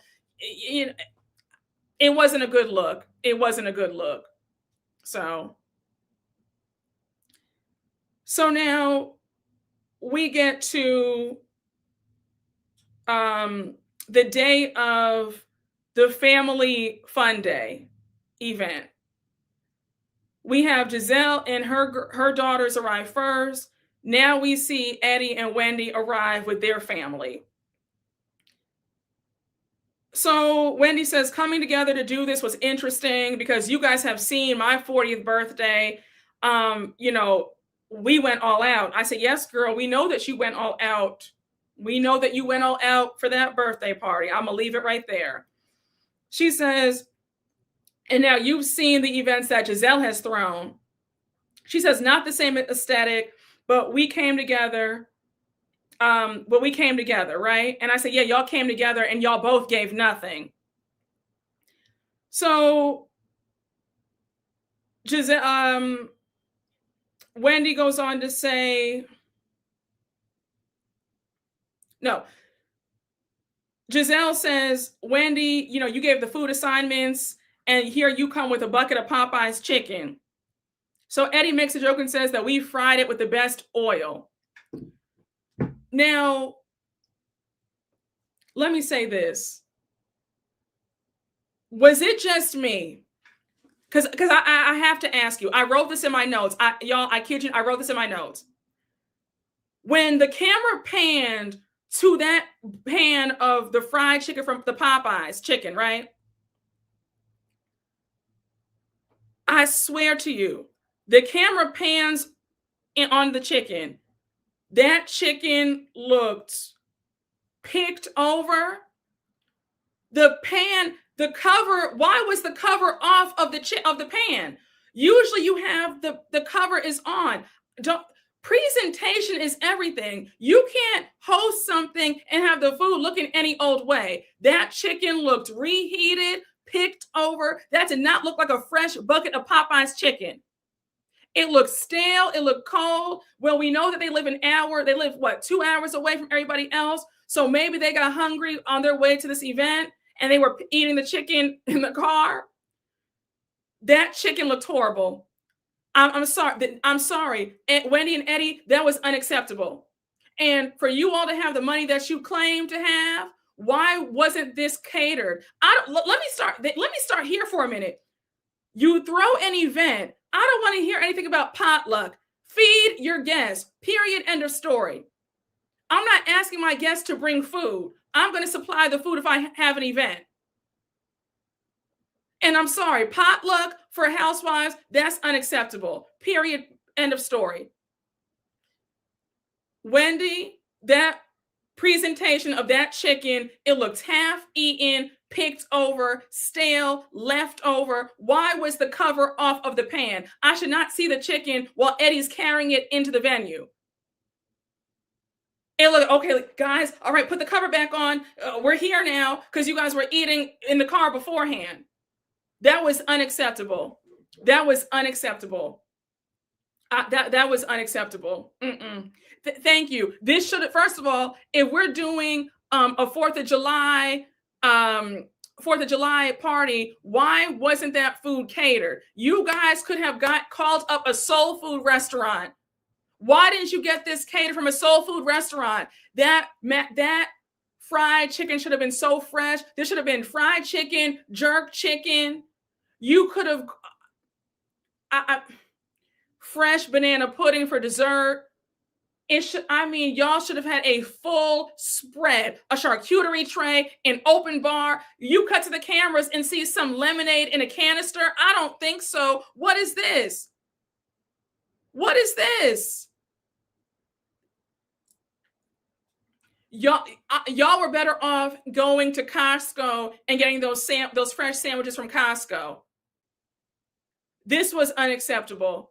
This was that Popeyes chicken looked so horrible in that pan, and the cover of the pan had the nerve to be off. That was embarrassing. I'm sorry. Y'all should feel ashamed. You can never get around me bragging about how well you're doing when you're hosting events like that with some Popeyes chicken that's stale. That's unacceptable. Don't invite me to any crap like that. Are you kidding? Are you insane? It's embarrassing. And it's annoying that it's like a Black franchise has to have the worst spreads on Bravo. It's aggravating. Why can't y'all get the spreads right on Potomac?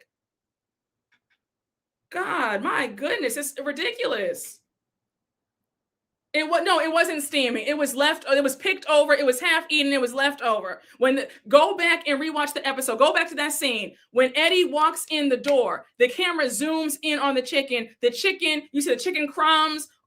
The tops already, the tops off, the covers off. You see 2 pieces of stale chicken. It looked a mess. This was ridiculous. So now we have Ashley and her boys arrive. She has catfish. When they showed Ashley's catfish, the catfish looked cold to me. The catfish looked unseasoned and cold.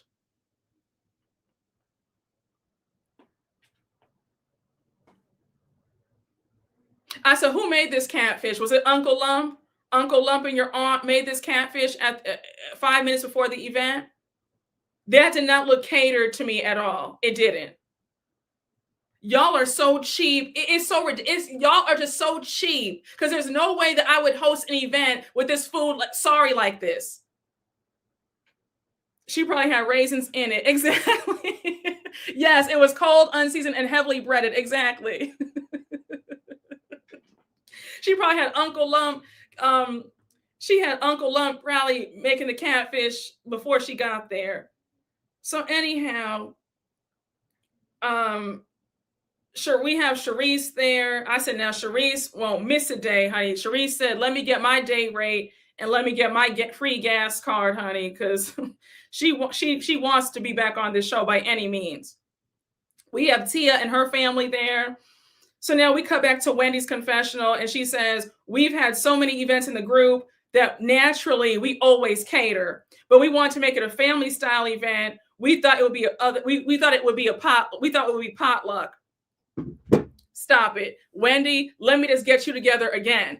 Girl, you can play in my face, but you're not going to sit up here and play on my intelligence. I am a day one watcher of Potomac. You guys just started catering for your events like maybe last season, because I have been reading y'all for filth about the lack of spreads on this show.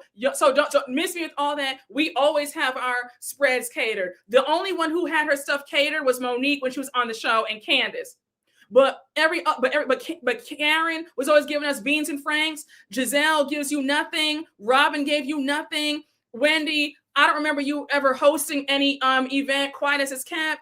So I'll give you an NA, non-applicable for you.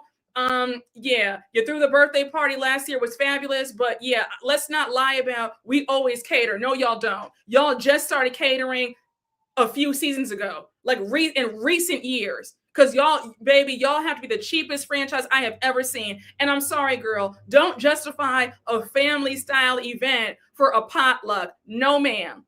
The kids deserve better. We, the viewers, deserve better. Y'all deserve better. This should have been catered. This gave me that, okay, we spent up all the money on the renovations and whatever. Gizelle is very cheap. You said, let's slap some things together. Let's get a bucket of Popeyes chicken. Gizelle brought some Toll-Made cookies. ready to bake cookies and said, let's call it a day. Let's have a party. You guys put $0 into this. I'm sorry. Stop, please. And that's no family style event is no excuse to not have a good spread. This should not have been potluck style. This should have been catered. Ridiculous. Serving kids some stale Popeyes chicken that's already picked over, that's cold and left over. And then Ashley's unseasoned catfish. And what else do they have? Nobody wants that. These kids they want something good. You could have had it catered from Chick-fil-A. You could have done Subway if you wanted to save money and still have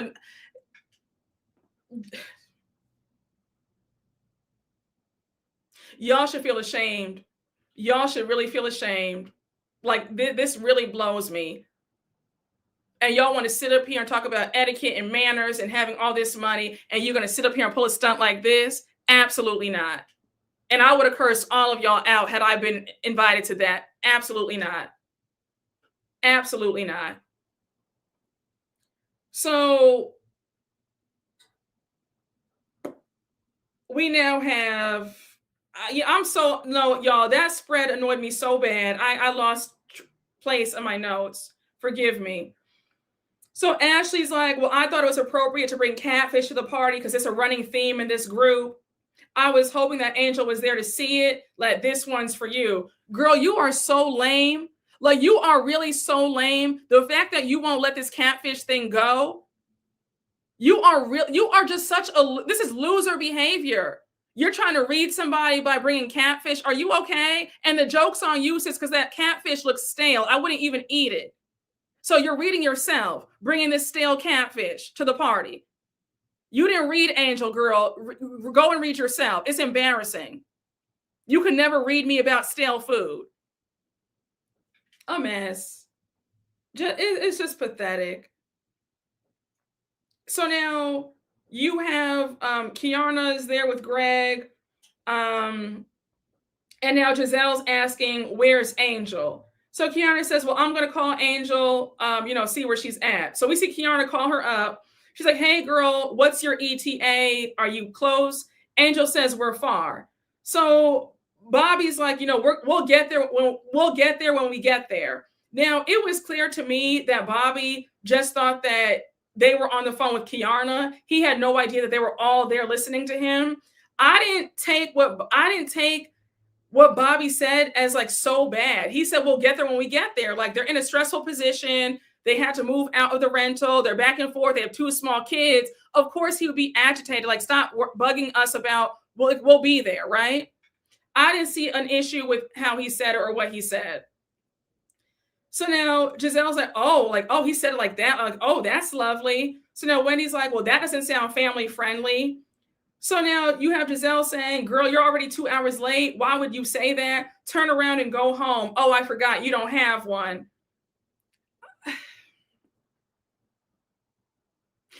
I can't wait for Angel to buy a beautiful home in the DMV area. And Lord willing, I hope she buys it in Potomac. I truly do. I can't wait. I can't wait for Angel to buy her home and shut everybody up. Because, girl, that was so nasty. It reminded me of when you first met Monique and you were like, oh, so you don't have a home? And she said, actually, I have 4 homes. It would put me in the same vein as that. Ashley, this was real Karen-like behavior. Because Ashley says, why does Bobby have all this energy? I think he has a temper on him. Now, how did you get that from what he said? How do we go from there to, I think he has a temper? Ashley's always throwing out dog whistles. That, in my opinion, it felt to me that she was trying to insinuate something, that he has a temper. First of all, you don't know Bobby. You've said maybe one or 2 words to Bobby. So how can you even make that assumption that he has a bad temper? Somebody saying we'll get there when we get there does not mean that they have a bad temper. Now, girl, if we sat here and read you for filth about Michael and all that he has said and done, we'd be here for a long time. I just feel like, Ashley, you don't have any room to talk about anybody. You are a walking read. Your marriage was a walking read. It was a sham of a marriage. You have no right to even throw that out there about anybody else's husband, saying, oh, he has a temper on him. Just nasty work. You can't help yourself. It's just like, it's just, girl. And babe, let's talk about how your ex-husband had a temper. The way he was always kicking you out of the house when he got mad at you. I would call that that's having a temper, isn't it? I would say that's controlling as well. That's a lot of things. That's that. Let's go there. So what was Michael then? If Bobby has such a bad temper, what was Michael when he was kicking you out of the house every time he was mad at you? What was that? What do we call that? I'll wait. What do we call a man who was always disrespectful, cheating on you every chance he got, for, begging you to have, have threesomes and all that stuff? What do we call that? Disrespectful, in my opinion. The fact that you weren't enough for him. He needed outside women to get his rocks off. He wasn't satisfied with his wife. Not too much. Y'all, child, a mess. Yes, getting caught in his undergarments. Exactly. Ashley, no, child. It's just like the audacity of her to say that somebody has a temper when the minute she said something that he didn't like, she was out the house. He kicked her clean out. So, so now, Kiarna says, she's coming, she's on her way. And now Gizelle says, let's have some drinks. So now we see Stacey, Timo, and Arabella arrive. And Wendy's like, wait, is that Timo? Is that Timo? And it's all eyes on them. So Stacey says, I'm going to be completely honest, like I always am. The only reason why Timo is showing up today is because of my relationship with Wendy. Nobody else really matters. So now we see Timo saying hi to everybody. He looks a bit, uncomfortable. He's kind of shy. He obviously knows how this group operates. So he's a bit standoffish, and that's understandable. I think anybody would be, right? Yes, they love to accuse husbands of doing stuff. Exactly. So now we have Gizelle saying, I've never seen this man, but does he look like how I thought he would look? Absolutely. Wendy says, it's nice to meet you. She says she's happy to see Timo. The ladies talked about him so much. They questioned his existence, so it's nice to meet him. So now we see Ashley meet Timo. She says, it's nice to know that he exists. I almost pinched him to see if he was real. And I said, girl, if you had pinched him, I wish he should have sent you right to jail. Don't pinch anybody. You need to be happy that he allowed you to shake his hand. So now she says, he gets points in my book.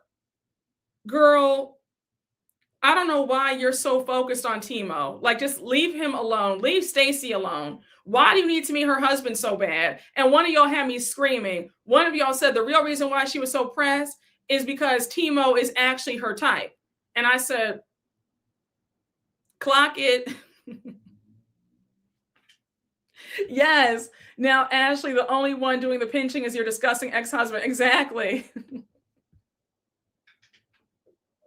So now,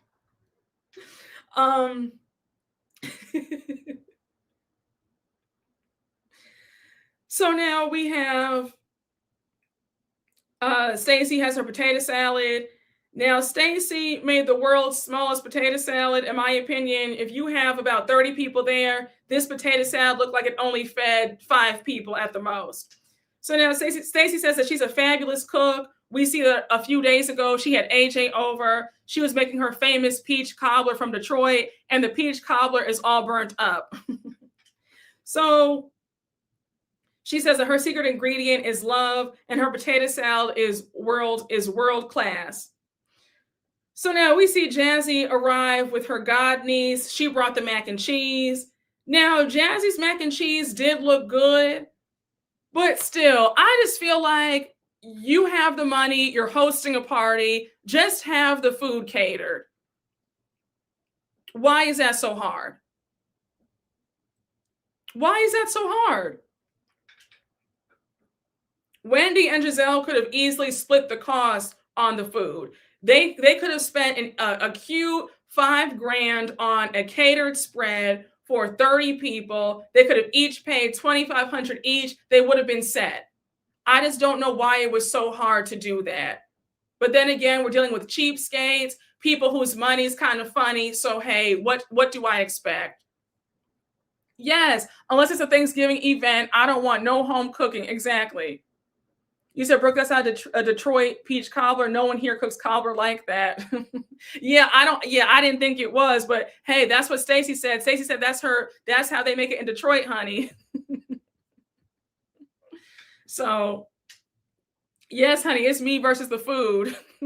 You said that mac and cheese looked dry. Wait, I was trying to be nice. The mac and cheese didn't look crispy enough. Like it, you know what? Compared to the Popeyes and the dry Popeyes and that dry catfish, the mac and cheese looked decent. I was trying to be nice, but now that you pointed out, it did look a bit dry. It didn't look crispy enough for me. It looked like Velveeta mac and cheese, if I'm being honest, and she just put a whole bunch of Velveeta in a pan. I don't know.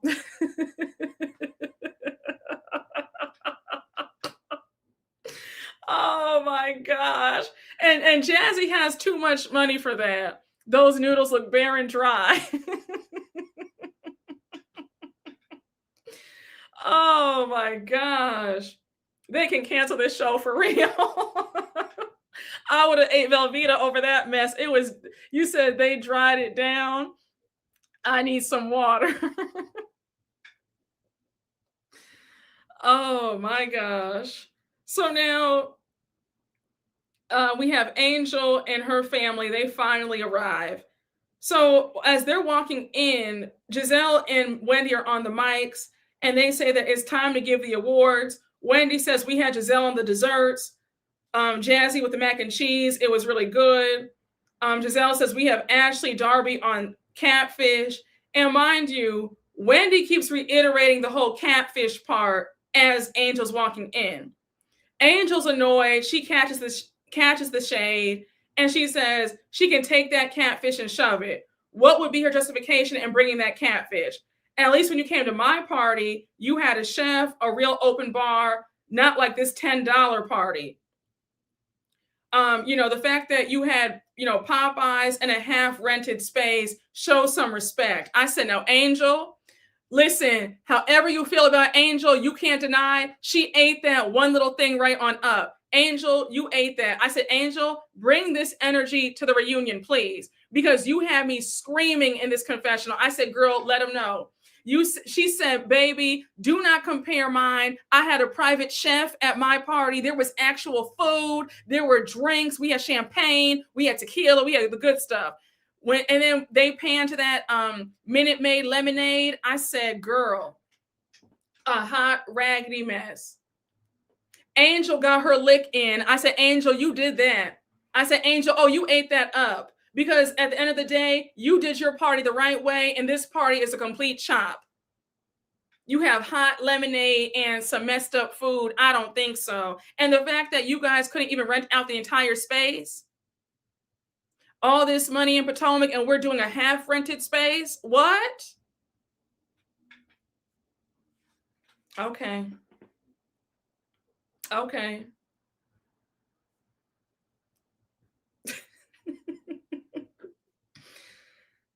Oh gosh.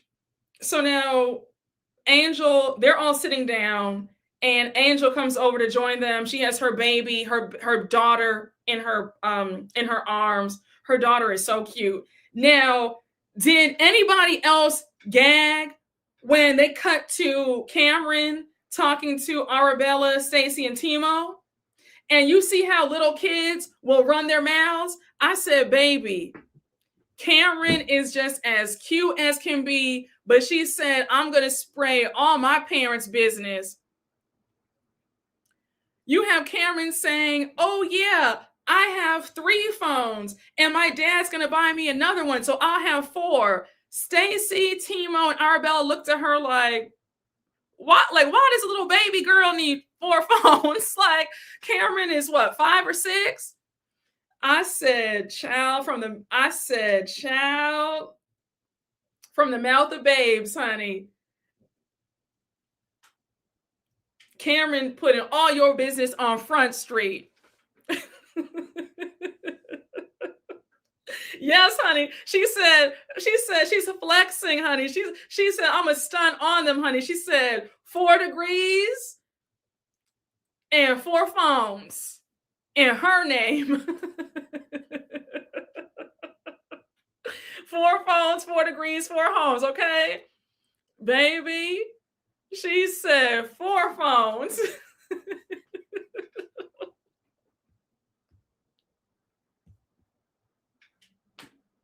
Yes, honey. Karen said, you better get like me, baby. Karen said, this is 28,000. She said, baby, I got money. We got money over here.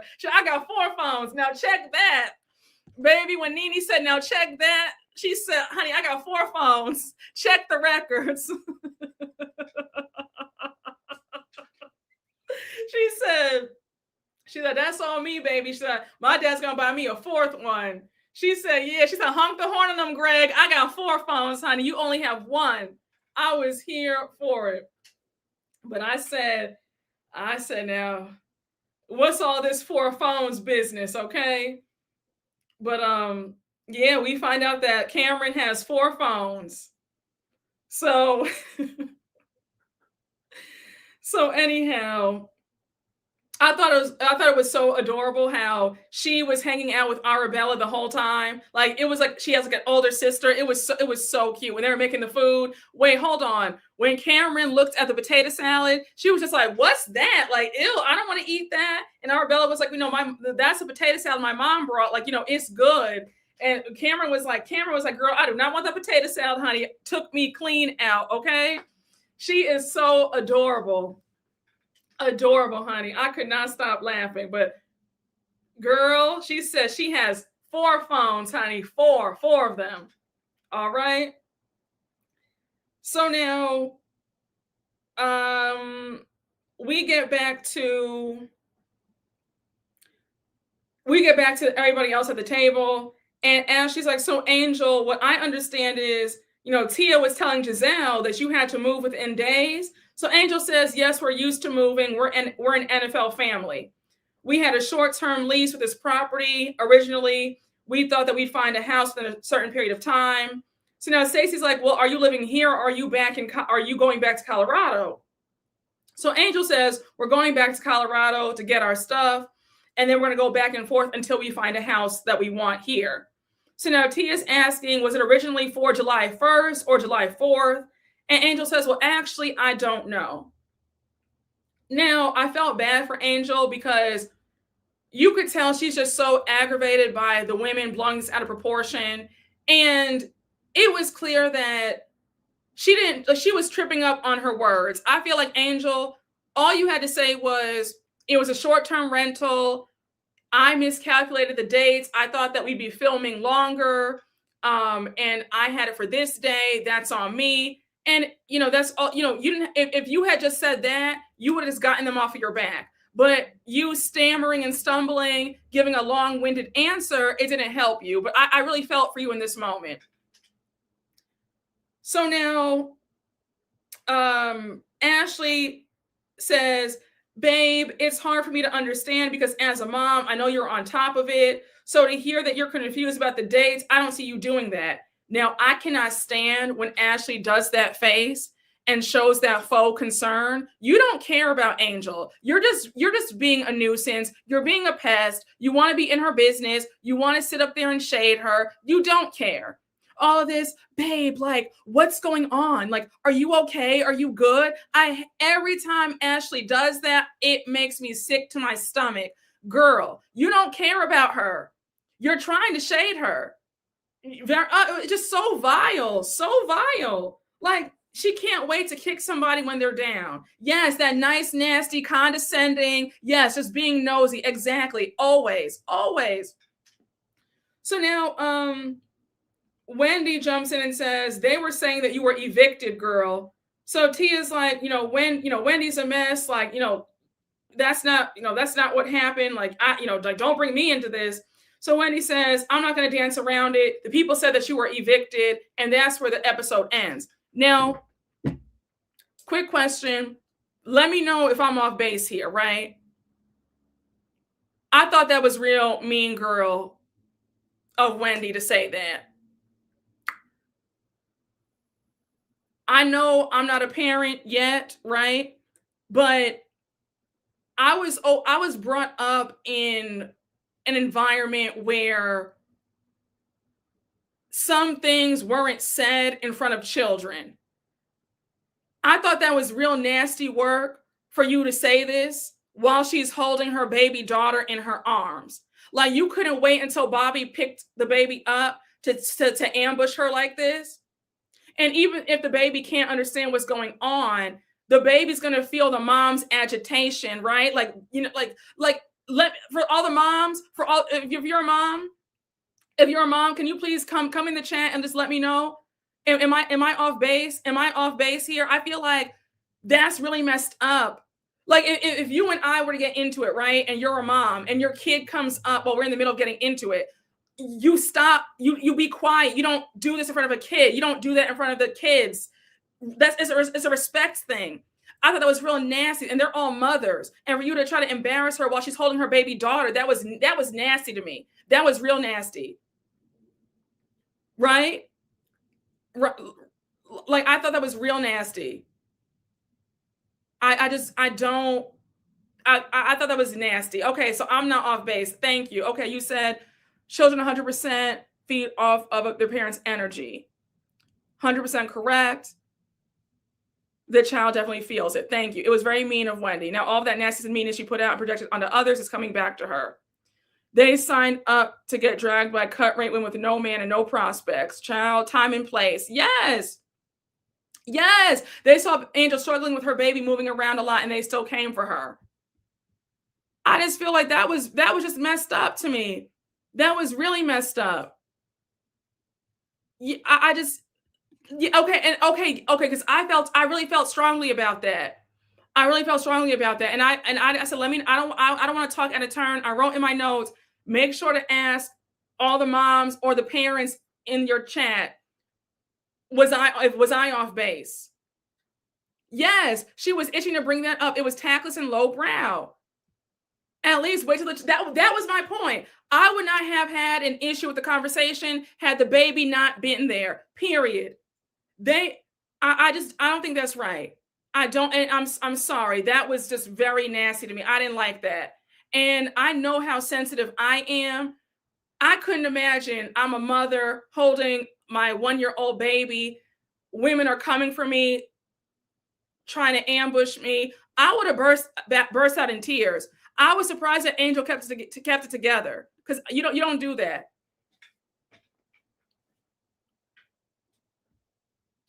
Disappointed. The whole conversation should have been tabled at a family event. I agree. I'm not mad at Wendy for shading Angel, but while the child was there, wasn't it? That's my girl, but that was wrong. It was very nasty. I don't think Angel's being sensitive over Cabbage comment warranted all this. It was so nasty. Child, I'd be calling Kaya to get her gavel, because I'd be reading everybody at the reunion. I think Angel brought her daughter thinking she was going to avoid the gang up. I've seen a few people share your sentiments. Maybe so, but let's be honest. Wouldn't you be tired of being ganged up on? First, you're being called a catfish for all these episodes, and now they're saying you're evicted. Second of all, remember, again, if you're a mother, please just correct me, right? Her daughter is only one. It's not like her daughter is 2 or 3. The daughter is 1. And I know that, like, at that age, they only want to be with mommy.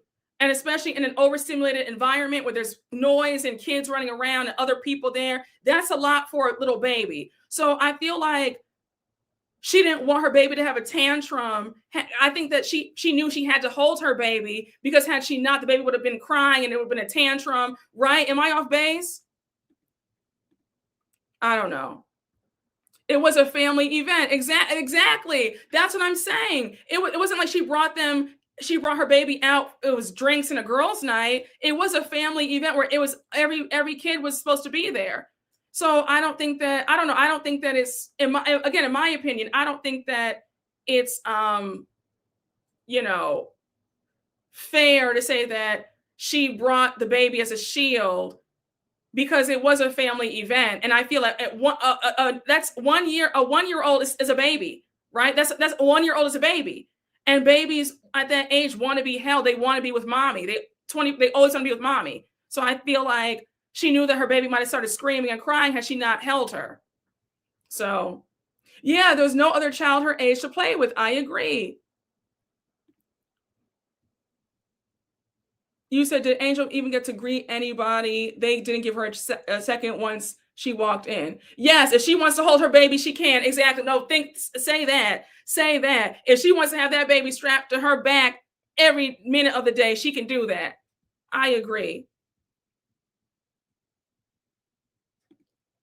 When Wendy was postpartum, the ladies, Gizelle and Robin, belittled her and her separation anxiety because Cam was her third child. Now we see Wendy having zero empathy for another new mom. Shameful. Yes. And remember, Wendy had said that years later. She said that her first season was so brutal because she was going through postpartum. They were coming for her. She was trying to bounce back. She wasn't, her hormones were raging. So yeah, you would think that she would have more sympathy and empathy. Everybody took their children. Children won't shield you from anything.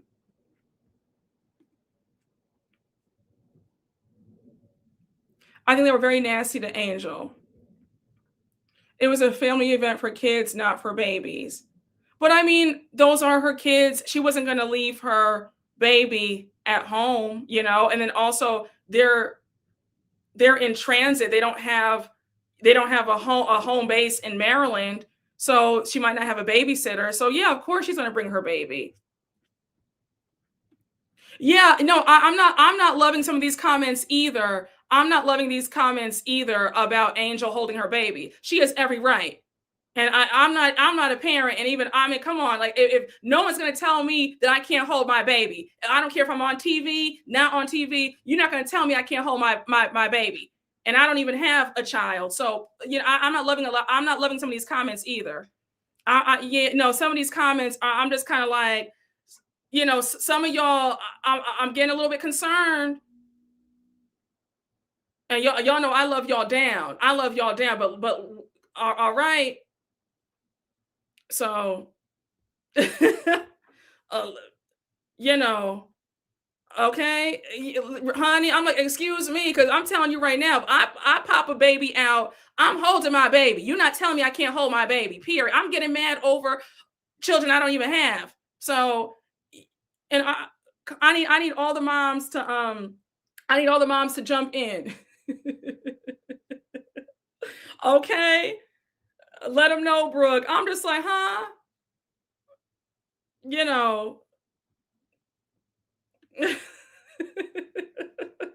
Honey, you know how the chats always go a little bit left, and it's not.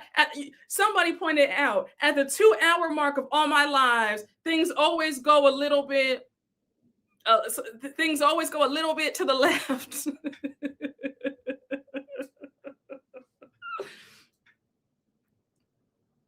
I'm a mom of 3. If you don't have kids, you'll never truly understand.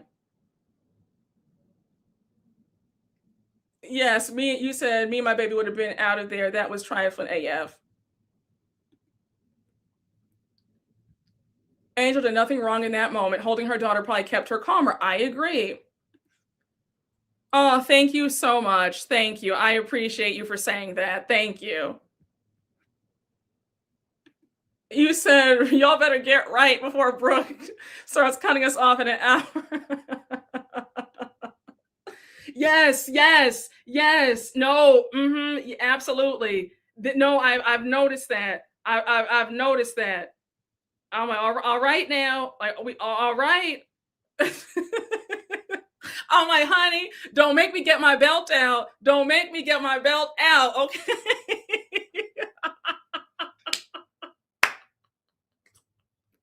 Don't make me get my belt out. I love y'all. I love y'all, but don't make me get this belt out, okay? All right. Oh gosh, honey, don't make me get my belt out. So, like, child. Oh my gosh. No, listen, I'm just saying, in my opinion, this is my opinion. I don't think it was right for them to bring that up. I thought Ashley was wrong. I thought Wendy was wrong to say the eviction part while that she's holding her baby. That's my stance. I said what I said. So yeah, that's where I'm at with it. That's where I'm at. So, you know what I'm saying? They could have waited. They could have waited to address her about this because I know at some point she would have given the baby to Bobby, for him to hold her, and they could have addressed her there. And I feel like also it's a family event. Can we just go one day without the petty shade? Like, can we just focus on the kids? Because even at one point, remember, I forgot to mention this, when Wendy had said something, she was asking about, I think she was talking about Stacy and Timo, and she let the F word slide, and she didn't see that her daughter Cameron was right there. And then and Cameron was like, language, like, excuse me. And then Wendy was like, oh, I'm sorry, I didn't know that she was there. But it's like, yeah, it's a family day. You have kids there. Let's keep it light and fun. I think that there has to be some balance. Every scene cannot always be, let's pile up on somebody, let's gang up, let's shade. It's okay to have a scene where they all get along and put their issues aside for once. That's in my opinion. Yes, she said, excuse me, language, like mama, don't be out here cursing like this. So, child. Hey, the last shadow hunter. Thank you for the super chat. I hear what you're saying, Brooke, but Angel was fine with it when everyone was against Stacy and joined in on the bad breath train. The tables turned. No, listen, I hear you. I get what you're saying. I'm not denying that. I'm not negating that. I do think that it was petty of Angel to hop on the whole bad breath train with Stacy, but I think that there's like an overreaction to Angel. I feel like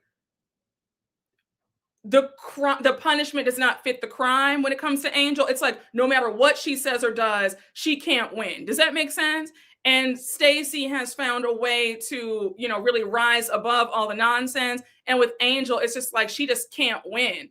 But no, I'm not. When I thought that was petty and messed up of Angel to do that to Stacy, because I even said that in the recap. I was like, really, Angel?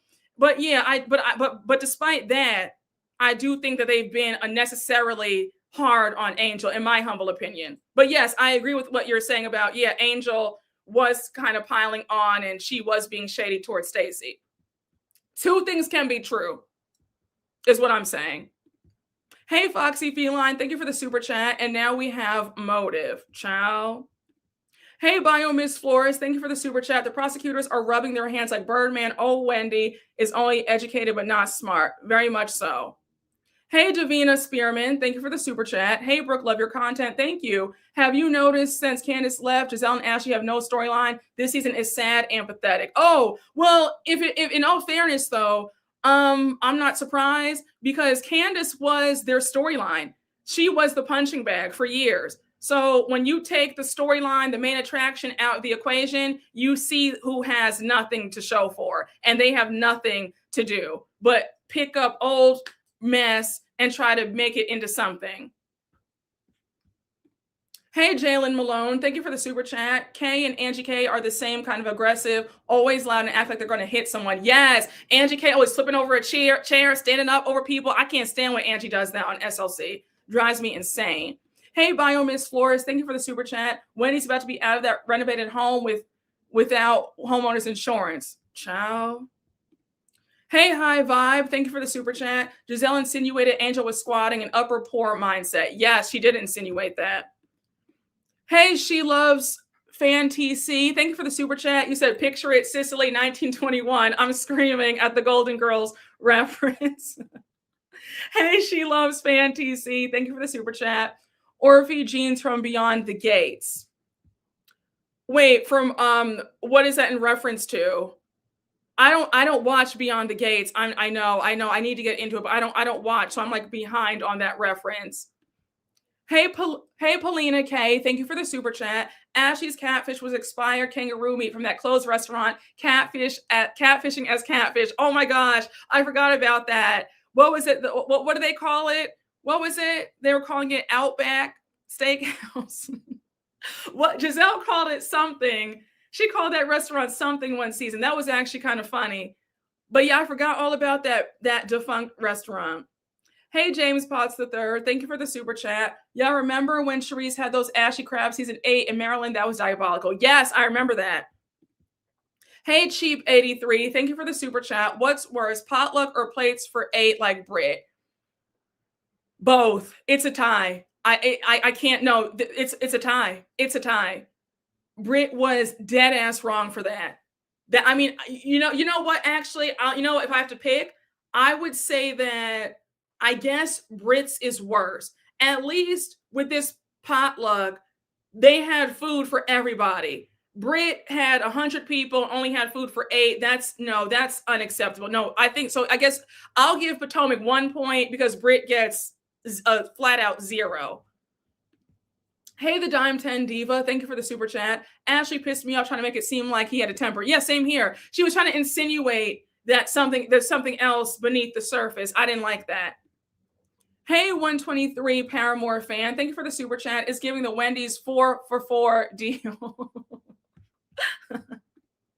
Hey, Snowball Universe, thank you for the super chat. When they had more sympathy for Ashley than Wendy when they were postpartum at the same time, I screamed colorism. I take that back now. Ciao. Hey, Trinia C, thank you for the super chat. They bully Stacey and Angel, but why not Tia? I think that Tia has really... she's gotten in good with Gizelle, so she's safe in a sense. I think that's why. And also Tia knows how to stir the pot, but then quickly say, oh no, don't blame me. I had no parts of this. So that's why. I think they're also enamored by her accent, so she gets away with a lot more too. Hey, Snowball Universe, thank you for the super chat. Brooke, you helped me get through this remote workday with ease. Oh, thank you so much. Wish me luck as I hybrid it to the office tomorrow. Y'all be good now. Oh, of course. Well, I hope you have a wonderful day. Hey, Dark Child 99, thank you for the super chat. This episode perfectly displayed why RHOP are a cast of co-workers and always will be. Tia yapping to Gizelle about Angel, the way they treated Angel with the baby, bare minimum food, and Ashley's movements. Oh, absolutely. Absolutely. Yes, I did watch the after show. I saw that Angel called her stinky coochie girl. She said it's real stink coochie energy. And it was for her to bring that catfish. And the catfish looked terrible. I'm sorry. That had to be the worst catfish I've ever seen.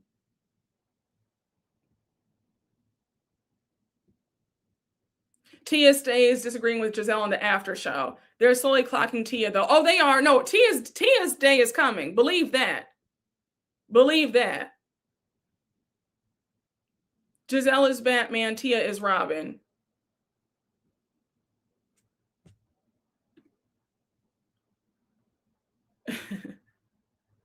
Can Angel talk trash to people's face or just behind their back? I think that hopefully Angel's going to really bring it at this reunion. I know they're filming the reunion soon because Andy asked for the questions last night. So that means that the reunion is coming up either in coming weeks, maybe next week. I believe probably next Thursday or the Thursday after next. No, it wouldn't be next. No, next Thursday is Christmas. So no.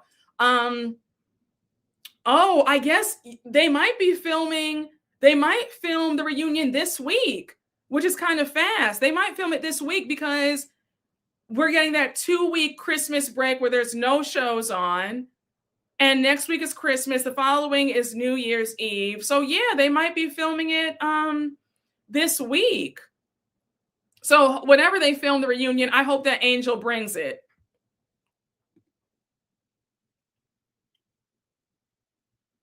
She at least better give us a good reunion. Look before her draggings.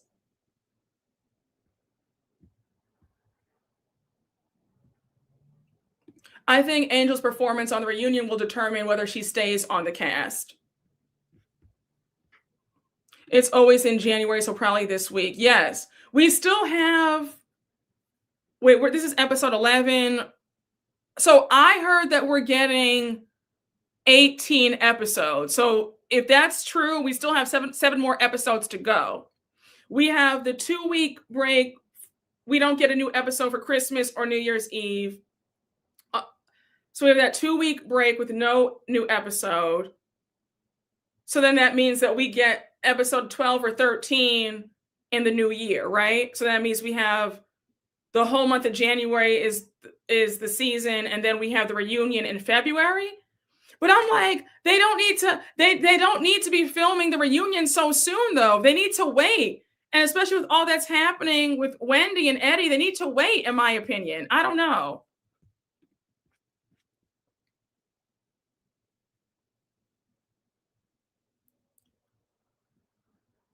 I want Angel to read everyone down. Why are these reunions filmed so early in the season? I don't know. I think they keep saying that it's because of editing, but I'm like, that's BS to me, because they would still have enough time to edit if they would do it maybe 3 weeks before the finale. They should not be. I mean, we missed so much because they filmed so early. They've already filmed the Salt Lake City reunion, and we still have 5 more episodes of Salt Lake City. Like, why? I don't understand the thought process. It's so silly. It must have to do with Andy's scheduling. That's true. Yes, this is what I'm saying. Next thing, someone will be caught in a lie in episode 15, and the viewers' questions will not be out then. Exactly. That's what drives me insane. They need to stop doing that. Exactly. And especially since we have the 2-week break coming up with no new episode, it's just so ridiculous. And then it's so dumb. They had time. Thank you. They had time to edit the mid-season trailer. Exactly. They had time to put Wendy and Eddie's trial. They're putting their mess in this season. We're going to get that. And we're getting extra episodes because of the whole Karen interview and the whole Wendy and Eddie talking about this mess now. So that you had time to quickly add that in the last minute. They have time to edit 3 weeks in advance. That's more than enough time to edit. They don't need 8 weeks to edit a reunion. That's why they're doing it like that. But Wendy might get locked up. They got to do it early. Oh, if it goes to trial, I guess I didn't think I forgot about that. Yeah. Oh, her hearing is this Friday, correct? The 19th. So I guess if they're filming on Thursday, he wants to make sure that he gets her at the reunion before stuff hits the fan. Oh.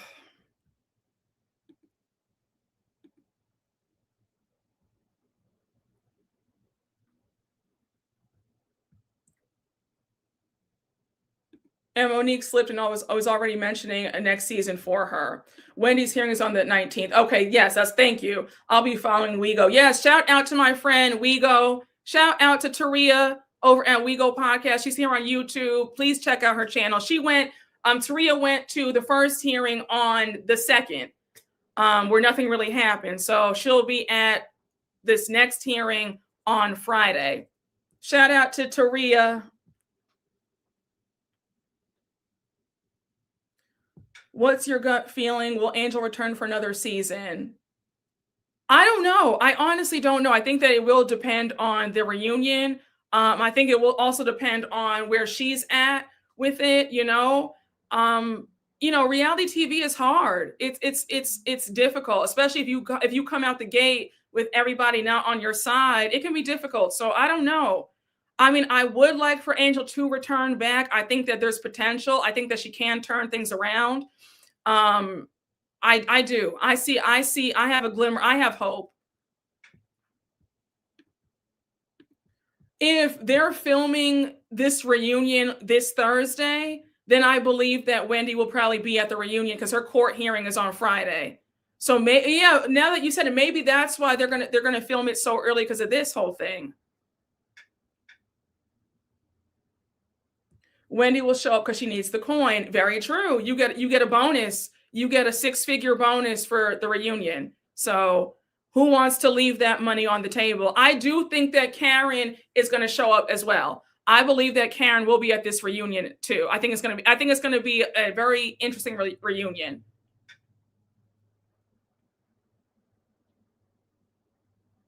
I think in season 11 they need to bring back all of them so we can see what the Grand Dame has to say to each of them. Oh yeah, I think so. I don't think she should come back, but if she does, she needs to let go of the WAG thing. No one cares, Angel. The reunion might be 4 parts. I can see that too. Releases from Ashley, please. Same. I agree.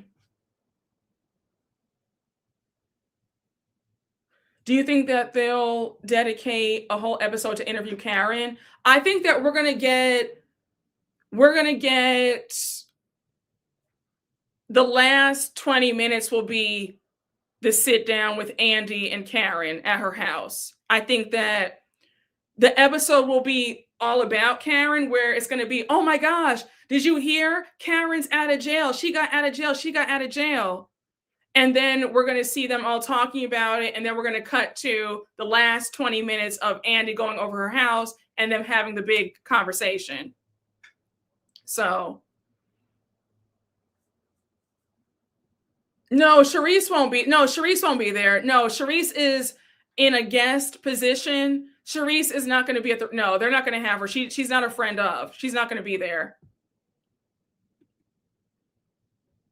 It might be half Karen, half Wendy, I think. Oh, I think that the episode, I think they're going to end the finale with the Wendy mess. I believe that. And mind you, they had to re-edit everything because originally we were going to see the whole storyline play out with Wendy and her dad. Like, we're getting that now, but remember how they showed in the super trailer when the season first started about how Wendy's crying about how her dad doesn't love her and Ashley's consoling her? Now that's out. We're not going to see any of that now. It's going to cut right to present day with her and Eddie facing charges. And then Karen's release. You said Charisse finds her way to squeeze her greasy. Oh my God. You are so funny. Did Angel bring up the WAG thing or did everybody else bring it up? I think it was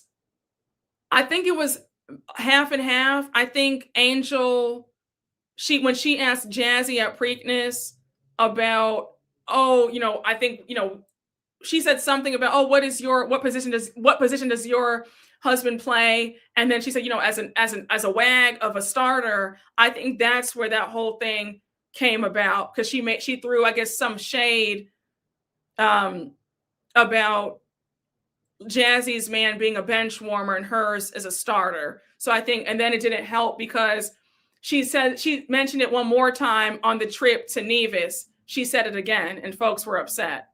So. Yep, she did. When they were shopping, when they were shopping, she brought it up. Yes. Hey, Dark Child 99, thank you for the super chat. Brooke, will Cookie be at the reunion? No, she will not be. No, she will not. Hey, KM Bax, thank you for the super chat. Kiana was real silent when the girls were coming for her friend at 20 years. Yeah, and thank you for bringing that up. I was disappointed in Kiana. I feel like if this is my best friend, my good friend of over 2 decades, there's no way I'm going to have people coming for her saying that she was evicted or talking about her behind her back, and I just sit there. Kiana is really complicit in all the mess, and I feel like It's just, she's just not a good friend, because I wouldn't allow people to talk about my friend like that. I'm sorry, I wouldn't. I wouldn't.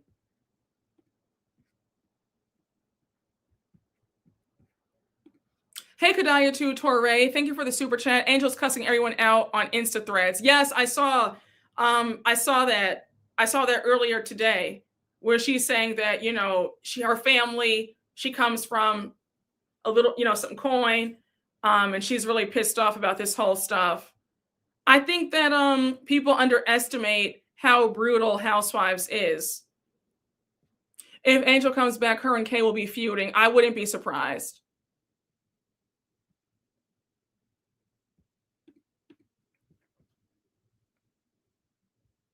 Yes, I agree. Hey, Serendipity 142, thank you for the super chat. Word on the street is Stacey would be first chair with Gizelle. Oh, I can see Stacey for sure being first chair. Also, Wendy has some nerve coming for Angel when she's been scamming herself. Child. Listen, the way I shook my head when I saw that scene with her, Gizelle, and Ashley talking about Angel, I said, this is the wrong road, Wendy. This is the wrong road.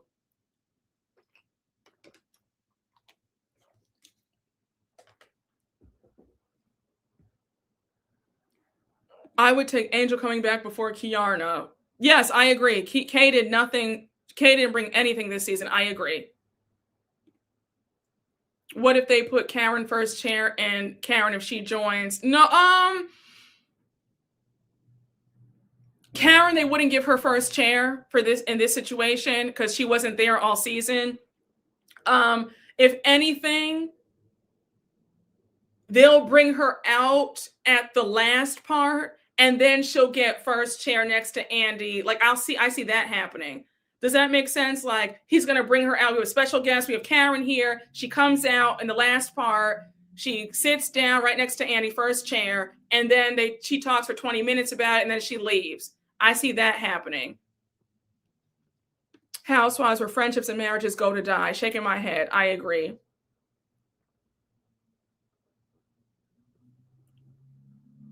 Like Kim Zeet, season 10.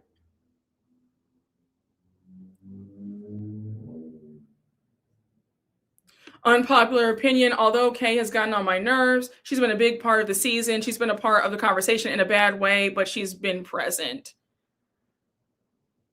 Yeah, but it's not really that she's been a part of it in a big way. It's more so of she's trying way too hard and very desperate for some camera time, and none of what she's saying makes any sense. Like, I don't know if I can count that as a big part of the season. You know what I'm saying?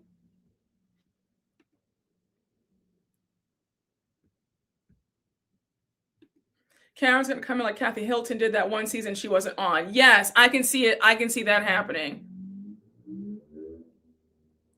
The Stefflon Don Stacey needs first chair on one end for sure. Oh, and I think it will be. I mean, Stacey has carried this season on her back. It's been the Stacey show. It's been the Stacey show for 11 episodes. So yes, she for sure. And she's one of Andy's favorites. Andy just adores Stacey, and shout out to Stacey. Vanity Fair put her in their top 50 of like the best people on TV. She made it to Vanity Fair, and none of these women can say the same. So yes, Miss Stacey she's getting first chair, and she is Andy's favorite. So he is obsessed with her.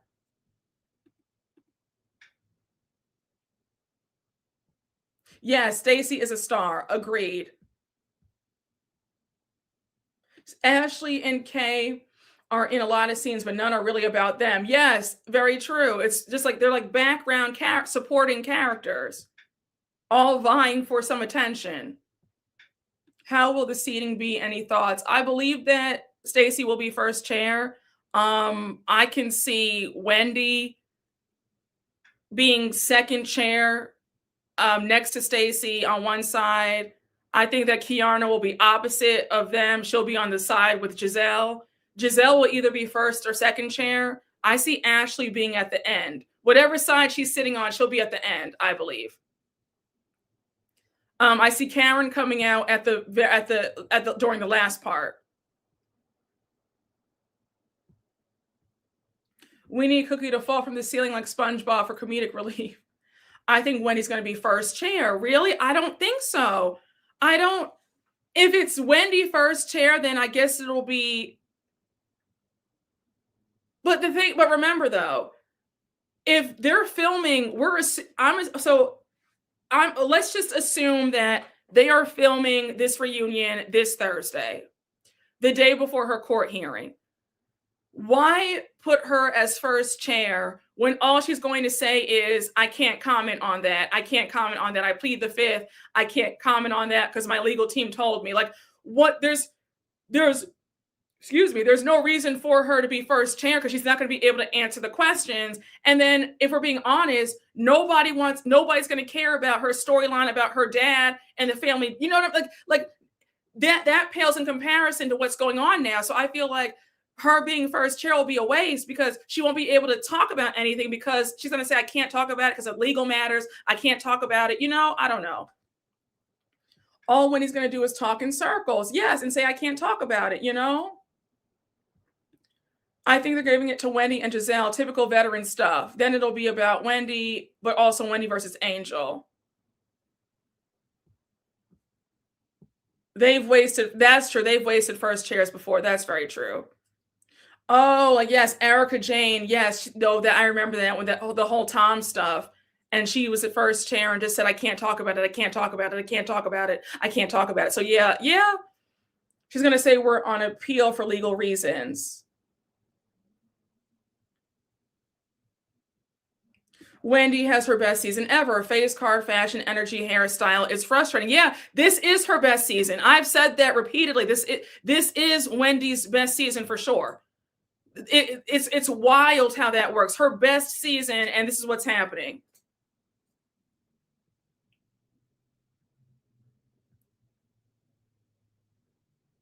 Wait, who did you say? You said backstage with one foot in the parking lot. Wait, who are you talking about? And Gizelle never has anything to talk about but other people's business. Yes, I agree. But I think because Giselle got second chair. She's gotten second chair a few times. But most of the time she does get first chair.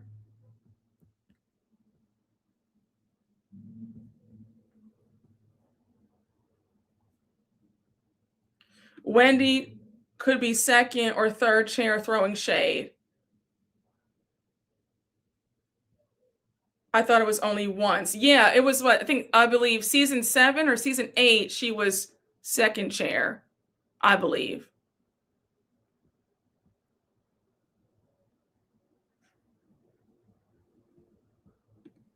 Brooke, did you see the interview with Stacey's bestie AJ on another YouTuber's page? Yes, I did. First of all, yes, AJ's been around, and it's so funny. I was talking to AJ in the DMs the other day, and I said, AJ, when I lived in Chicago, I went to your hair salon. I remember his show in Chicago. It was called Chicagolicious. It was about his hair salon and about all his employees, all the stylists who work for him, and like all the drama that went on in his salon. I remember AJ used to come in to the salon. He would pop open some champagne, honey. He would come in with some sunglasses and a fur coat. I remember, oh yeah, honey. AJ would come into that salon a few times. Yup.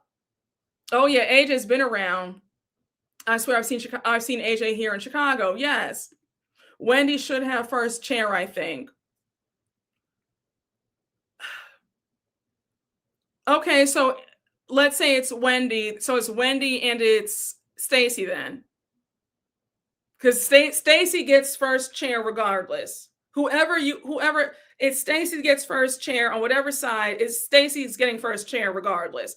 Who the other person is right across from her, that's to be determined. I just don't know. I don't know if it makes sense to have Wendy as first chair when she's not going to be able to talk about what's going on, I feel. I don't know.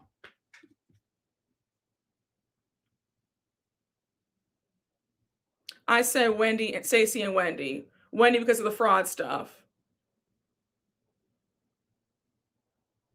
But them being opposite when they are friends is weird. No, yeah, because it's always they always put the enemies are on the opposite sides and the friends are all on one couch. That's what I'm saying. If anything, I think it'll be Stacey first chair, Wendy will be second chair next to her. She'll be second, and then it'll be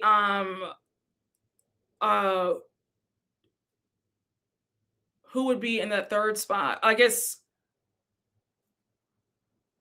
Yeah, who? Okay, wait. Stacey, Wendy. And I'm trying to think who would sit on their couch because Wendy's on the outs with Angel and Kiana. They don't get along.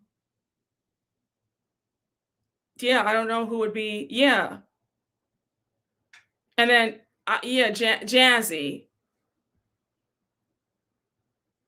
Tia, but then Tia and Stacey don't get along though, so they wouldn't have Tia and Stacey on the same side.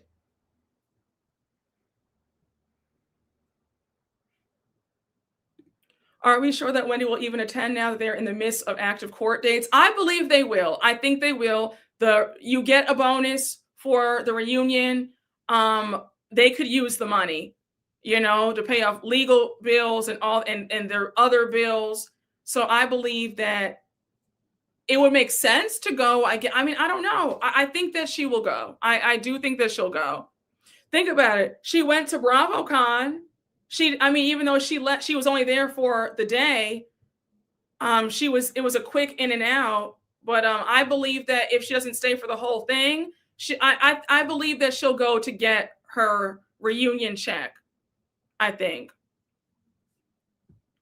You get a lot of money for the reunion. That's a nice bonus, a nice 6-figure add-on on top of your salary. So I think it would be foolish to not go. I don't know.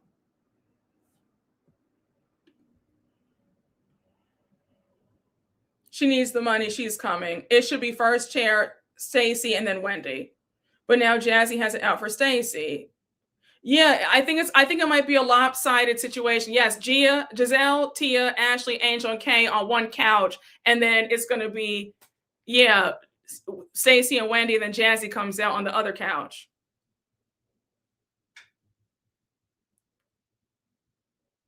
You said she better go, even if she got to drive home.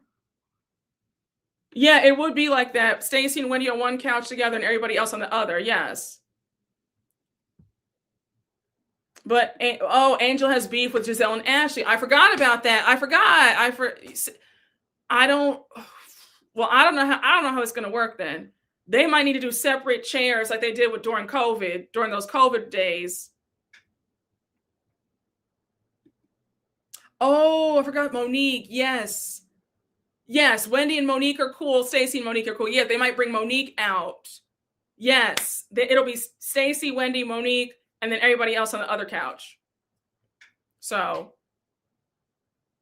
Angel's beefing with everybody. Yes. It's going to be a mess. Just put love seats out. Shout out to the love seats. Well, remember, I know Monique's a friend, but remember how they did for the last Atlanta reunion when the seating was lopsided, so they had to have Cynthia come out and stay with them the whole time to even out the couches. So I think I could see them doing that for Monique too.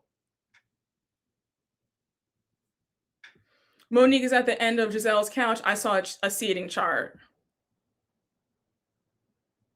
Oh, you're right. During one season of Atlanta, they had Nene and Candy right next to each other during the I Said What I Said. Oh, that's true. They have had enemies sit next to each other. So that is true. That is very true. So they might have to just, put them all together, and it is what it is. No, we really do have so much lore on this channel. Like that whole love seat joke had me in tears. That whole love seat had me I was like tears in my eyes. Yeah, and then Cookie can face off with Monique. Cookie's not going to be invited. Like, just so we're clear, Cookie wasn't a friend. She didn't get paid for her appearances. This was clearly, I'm putting a mic pack on my back because I just want camera time. But Cookie got at the most a $50 Visa gift card and a gas card. That's it.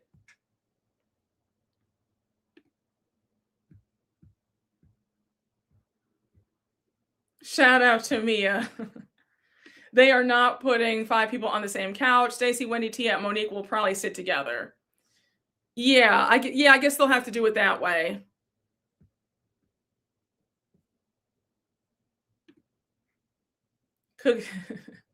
She got paid cookies and cigarettes.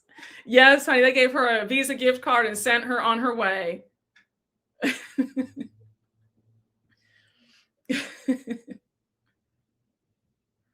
Brooke, please share your thoughts on Married to Medicine and Simone's good for nothing sons. Oh, so quick pivot. I had Married to Medicine on in the background. I don't keep up with Married to Medicine, but I had this episode on in the background, and that scene with Simone and her boys and Cecil, that was troubling. I thought that Simone was going to pop a vein the way she was hollering and screaming like that, like the hurt in her voice. But this is, I mean, I feel sorry for her because she's literally taking care of 3 men. It's very sad. I mean, yes, those are her sons, but her sons have no incentive to get up and go. They have no drive, no work ethic. Cecil sitting up there, just lazing around, spending her money, a hot mess. Yes, 3 entitled men. Oh, it was a lot. It was a lot. Child, you said big hardback men should be ashamed. Exactly. No, it's true. Wait, I am screaming, not hardback. I am screaming. No, I felt like she was literally popping a vein. But that's why I always say what I say, because I'm like, this Simone is what happens when, you know what I'm saying? Like, a lot of women end up like Simone because it's that scene was really sad. That was really sad. Very sad. And I feel like Simone should just pack what she can and leave all of them in the dust. I feel like it's Cecil always leaves her out to dry, I feel, from the outside looking in. I feel like he never has her back when it comes to their sons. He seems like a very passive man. Like Simone's the one wearing the pants. And I'm just like, girl, a mess. A lot of y'all have said that you believe that Dr. Simone is envious of Quad because Quad said no to struggle love and chose herself. And Dr. Simone wishes that she just divorced Cecil and they forced her into staying. But I feel like nobody can force you into staying with somebody. So, Dr. Simone is a grown woman. She did not have to allow the group to force her, to bully her or shame her into staying and saving her marriage. She knows that she's unhappy. She should just leave. A mess. I felt for Simone. I feel sorry for them. You said she's tiring. I remember last season, Cecil and Simone joked about taking Prozac to survive their marriage. They should divorce for their own happiness. Simone, after she wants a divorce, but she was right on Watch What Happens Live with that ring still on. You said after his long-necked ass cheated, she should have left him. Child. Those boys are not boys anymore. They are graduated and grown. They all are tiring. Is Cecil not an IT manager anymore? You said, I don't think she's jealous of Quad. Quad is keeping King. Now, I want to ask this for a minute. Quad's whole thing is she wants to have a baby with King. Is that what it is this season? I watched the scene with her and King, and I don't know. I didn't feel that like, you know what? Let me reserve my commentary, but I have some. I just want Quad just to like move slow with King. I do. I think she needs to just move slow, have some fun, enjoy him in their relationship. But I don't think she needs to be focusing on having a kid with him. I don't think they're ready for that. Mm. Hold on. He made some concerning comments. He doesn't want her at all. A man with a child that she can't live with. So what's the deal with that? Where does King live? Like, what's the housing situation? I feel like he's always over at her house. Does he has a house? Like, where does he live? Like, what's that whole situation? I need the tea on that. And the way Cecil is always talking about other women, see how he was joking about the nurses to Eugene? He doesn't want Simone. Their marriage is washed. Quad's with him to stun on the women. I think she also wanted to get under Greg's skin. King has his own place. They don't live together. Okay. Okay, he's a car dealer. King does not want a child. He made a very poor joke about using the IVF money for a car. He lives in a deluxe apartment in the sky. He doesn't seem obsessed with Miss Quad. Yes. Okay, wait, stop. Do we share the same brain? You knew exactly what I was hinting at. Yes. Yeah, that's exactly what I was. Oh, you read my mind. That's exactly what I was thinking. I want her to slow down.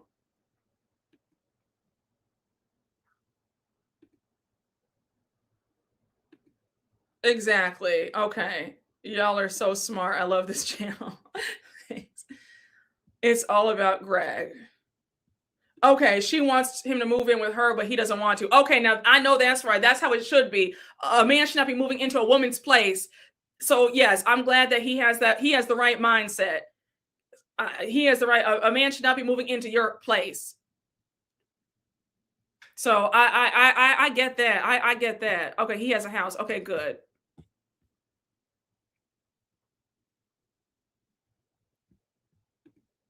That part.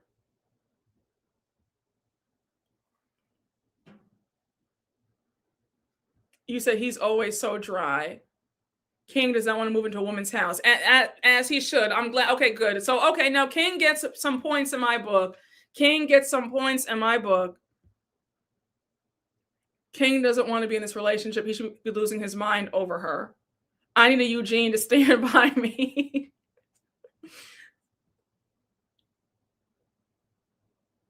Oh, no. Don't be nonchalant with me. Love me down loudly with vigor. Yes. I think King loves Quad. No Jamaican man's going to deal with them shenanigans if he didn't love her.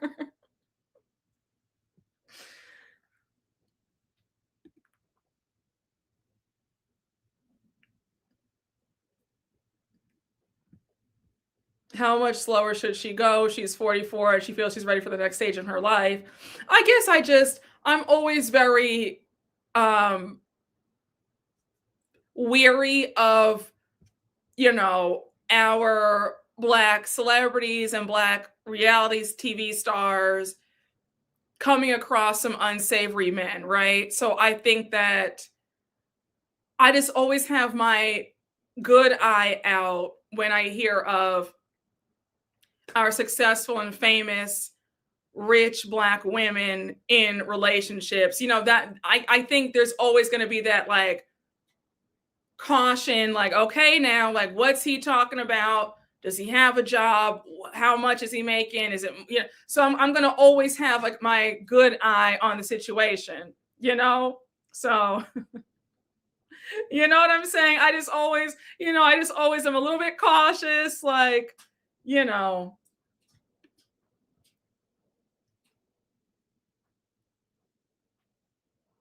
And I mean, listen, King's a nice looking man. They're a beautiful couple. Quad's beautiful. King is handsome. They look good, but I just feel like, just slow down and make sure that everything is up to par, that everything is good, like, you know what I'm saying? That's just my 2 cents. Yes, keep one eye open. Always. No, it's true. You don't want to go in blindly. You don't want to go in foolishly. You see how a lot of these women are taken for a ride. So I feel like it doesn't hurt to do your due diligence and just be cautious.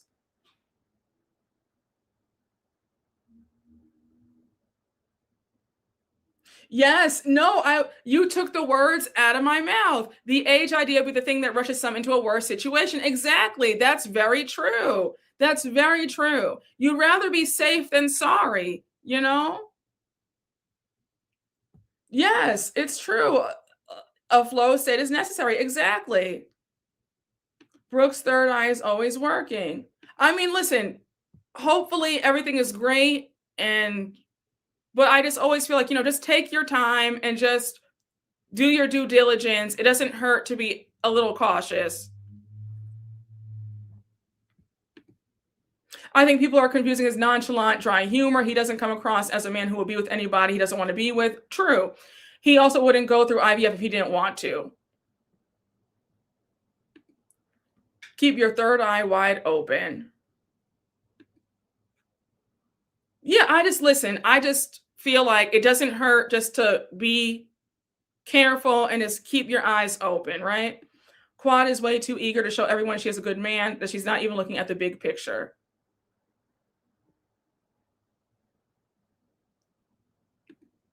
Yes, it's true. Reality TV tends to be the factor as to why some of these relationships don't work. As soon as the camera starts rolling, things start to unroll. It's very true.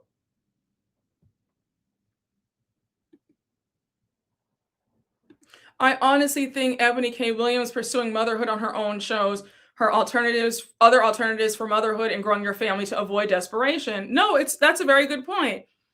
Yeah. Yeah, she's not, she said that her biggest fear was, getting with somebody, marrying down, and then having to pay a man child support and alimony. She wasn't trying to go through that. She said, until I can, I, I more power to her. Yes, I agree 110% with that. Someone that wants IVF would not or should not be making jokes that they have tried to dodge a bullet. Is that what was said in the episode?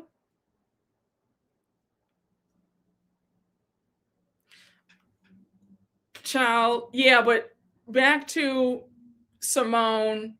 Um, yeah, that scene with her and her sons in Cecil was very sad. And I felt it was uncomfortable to watch. I was like, oh my gosh, like, what is going on? Oh, he said that. I don't know why she's getting a little more thirsty than last season. This season between Quad and King are a bit odd. The girls are in their room singing Shantae's Got a Man, getting with any kind of man. I agree with Ebony too. I'd rather be a single father and go through the surrogacy instead of being in front of a judge and argue custody over my own child. I'm sure a woman wouldn't want the same.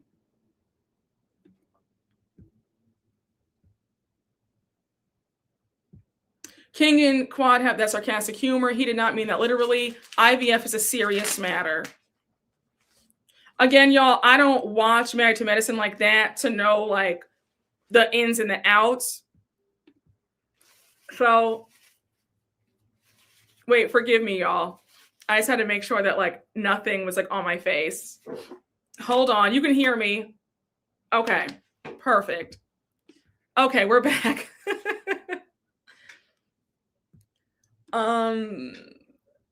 Simone's scene was so sad because you can see her realize in real time that she's being taken advantage of by every man in her home.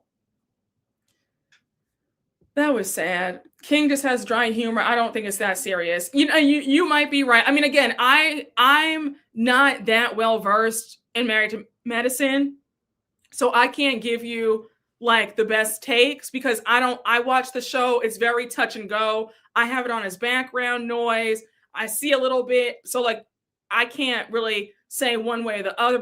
But from what I have seen, I just file things in the back of my mind, and I just said, oh, okay, interesting.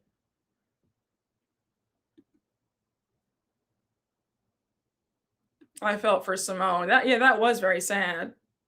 And I think that I agreed with her son when he said, we have the money, like you can pay for law school. What about the wealthy white kids who get whatever handed to them?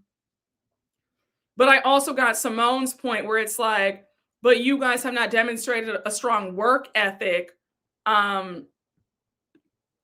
You have not demonstrated to your mom that you guys have a strong work ethic. So of course she's going to be weary about paying for law school now. So I understood her frustration. Like, why do I need to spend more money on law school if you're going to, if you're not going to take it seriously? Because it's a lot of money. I thought that king was joking. I didn't read anything into it.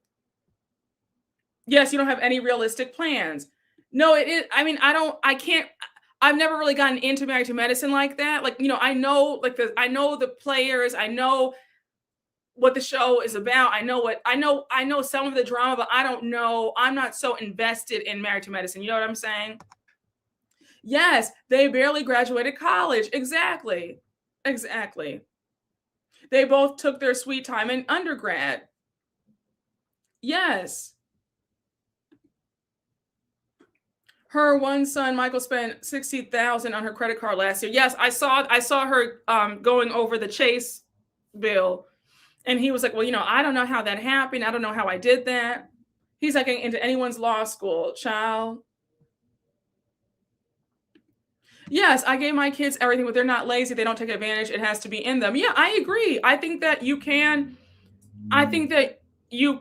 spoil your kids and give them a lot, and they can still have a work ethic. But it's like with her sons, there's no work ethic to be seen, honey. There is no work ethic in sight. They see her as an ATM. Married to Medicine was good seasons 1 through 8, but it's been so whack lately, so I don't blame you, Brooke. Is that credit card under his name? Wait, hold on. Oh, I think it is. I think it's linked to, I think he's an authorized user. She pays for their condo, their bills, utilities, bought both of them cars, and their education. That's more than enough of a leg up. She raised them. She needs to blame herself. Wendy Williams' son spent $100K on Uber Eats. People didn't believe it, but look at Simone's son. Oh, yeah, he sure did.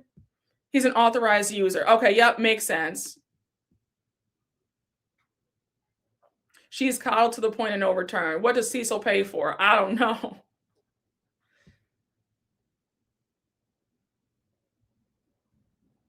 I doubt he could get a $500 credit card on his own. Damn, he couldn't get a secured credit card? Wait a second. Don't have me getting in trouble, because the last time we talked about credit cards, honey, the good folks got mad at me. Do her sons work? I don't think so. Cecil does not have a job. Oh my God. Jesus. I guess he gets his 10% for being on the show. Not Cardgate. Yes, honey, Brooke and the Amex Cardgate. Okay. I'm sure she wants to retire in peace. He can't even get a credit card. He can't get a credit card? Yes, honey. Enough with the cards. Cecil is retired, though. What happened to Cecil's app? Can we shout out to Alexander Rogers? The fact that he will never let Cecil or Simone forget about Kids Force has me on the floor. And Alex's question for Dr. Simone about what does Cecil do for a living, he asked that at BravoCon, and I could not stop screaming. Shout out to Alex. Cecil's probably squirreling money away. He's on borrowed time. Oh, no. Not borrowed time. Oh, gosh. He can definitely get his own card based off of Simone's credit. Yeah, he can. I know he can. I'm like, no, he can get his own card. He doesn't want to get his own card, though, because he wants his mom to pay it. So that's why he's an authorized user on her card. But yeah, no, both of her sons can get credit cards. They could get a gold Amex if they wanted to. I'm sure they have good credit because they put it on our mamas. She pays the bill on time. They could get credit cards. Cecil has been playing it coy. Oh no, Cecil probably has Tammy putting a couple dollars in his bank account. Oh no. Yeah, he doesn't want to pay the credit card bill. Exactly.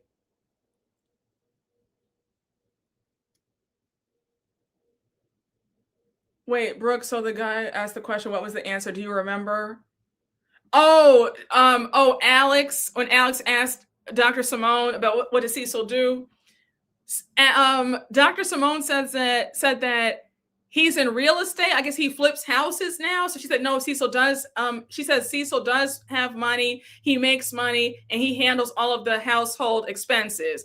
I said, Dr. Simone, he's handling all the expenses and you're the one bringing in the bulk of the money. I said, okay. Brooke not on their own. Cecil could have been an IT consultant making big bucks from clients. I agree. Child, listen. I thought last year he was doing real estate. Yeah, that's what she said at BravoCon. Yes, he handles everything and she's working 2 jobs. They can't get cards if they're not employed. I feel like they'll give people who don't, I feel like they'll give people a credit card. No? Even if they don't have a job? You said you want to be Cecil. You know that's a lie. Oh my gosh. You can get a card if you're employed. If you're a student, you can get a card. Yes, oh, exactly. They have those students ruining their credit. They're sitting up there swiping away. I'm like, no, they'll give somebody a card. I would just tune Simone out with all that yelling, child. I didn't have a job in college and I got a credit card. They could have got a good old Discover. You have me screaming. Not a good old Discover. You have me screaming. We love how we talk about cards now. Oh, gosh. Y'all have me screaming.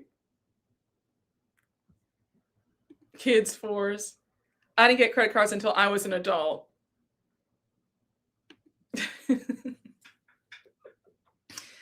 This channel gonna turn this money talk here, honey. Okay. Just swiping away. Shout out to Discover during my college journey. You think they got 40 cards? Simone could have blocked the card if she had a problem with their spending. Oh, very true. That's very true too. Very true. Discover is the baby card for building credit. Then we graduate to the Amex. Michael said he didn't know what he spent the $60K on. They didn't put limits on the kids' cards. You said not too much now. Discover is selective. Oh, I was going to listen, y'all. We're just joking around. Please don't, y'all. We're just it's all jokes, child. It's all jokes. I'm not about to be doing round 2 of us fighting about cars. Don't bring the fight to the chat, honey. We're just having fun. Oh my God, no, we are just, listen, honey, Mia said, not too much on Discover, honey. Honey, we have the Discover Warriors out today. Listen, I love everybody. I love this. Shout out to the Discover girls, the Visa girls, the MasterCard girls, the Amex girls, the Capital One girls. Shout out to everybody, okay? I'm just here to have fun. Oh, gosh. Discover bought Capital One. They are bougie now. I am screaming. Y'all have me screaming. Oh, you said Battle of the Cards, honey. You said I too have a Discover card from my younger years. It has a high limit. My bills are paid. I know that's right. No, Capital One bought Discover, not the other way around. Y'all have, yes, honey, all cards matter. Y'all about to fight me? Oh my gosh. Oh my God. Wait. Please. Why did I know that you were going to bring this up? I had a feeling you were going to bring this up. Oh, I love y'all. Y'all are so funny. Capital One for the win. They increased my credit profile. I know that's right. Discover is now Capital One. Yeah, honey. Yes, honey. I got 28K. I got 28,000 on me, honey. I got 28,000 on me. I got 28 around my neck, baby. I got 28,000 around my neck. Oh my gosh. Oh my God. I got 16K on my wrist. Yeah, now I'm gonna need Amex. This is their last time. They better not raise this limit. They better not raise the annual fee up. They need to wait another decade before they raise it up. They've raised up the Platinum Amex annual fee twice in a span of 3 years. They have. This needs to be it. This needs to be it. Okay, yes, honey. I have a light, 2K on the shoes, honey, baby. The watch is 16 grand. You know, just some light work. Oh gosh. You said, yes, honey. I got 28,000 around my neck. Yes. Oh gosh.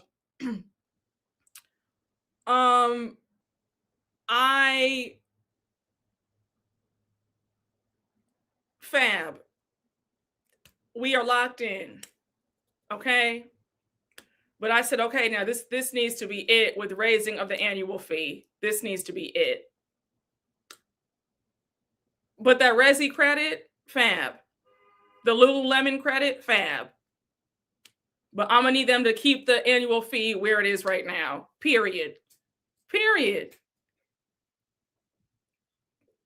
I was just like, same here.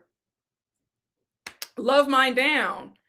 Oh, I got the mirror one. I switched it. So I have the mirror one. So, I love, you can look at yourself it's fab.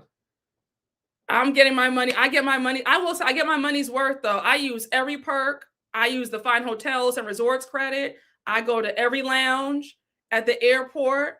I use I use that Saks credit. I use that Uber Eats credit. I use every credit they have. I take full advantage. I'm gonna get my money's worth. Go on to your account and then go to replacement card and it'll show you all the options. You can get the flower. You can get the matte. They have a matte one and they have the mirror. And then you just click mirror, replace card, and then they'll send it to you in like 3 days. Yes, Chase Sapphire. I like Chase Sapphire too, because you get all those points when you use it for restaurants. You can call, but I just went on my account. I just went on my account and I did it on. I did it online. I didn't call, but you can call. Yeah, I want every dollar of my $850 annual fee. Oh, absolutely. Yeah. Yeah. When they said the mirror, I said, okay. And let me get that. Yes, Chase Sapphire Reserve is now $7.95. Right? Yeah, and they're right next to each other at JFK. Centurion and Chase Sapphire are right next to each other at JFK too. They definitely got to keep raising the fees. I'm going to switch my card now. Yeah. Go to replacement and then replacement card and you'll see all the options and then just hit mirror and they'll send it to you in like 3 days. Oh, I love Chase too.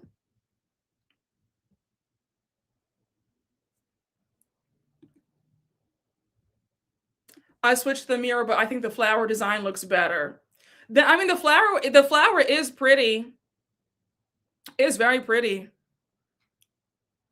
But I feel like that mirror gets like, what? When you put at the store, people are like, oh my gosh, I love you. Like, this is so cool. Like, this is, yeah, that mirror though is just, it's everything. I was going to say something. Hold on. It was in terms of the look. It'll come to me. No love for the Citibank card holders. We have love for Citibank card holders too. We have love for everybody. Brooke, any updates about Mia?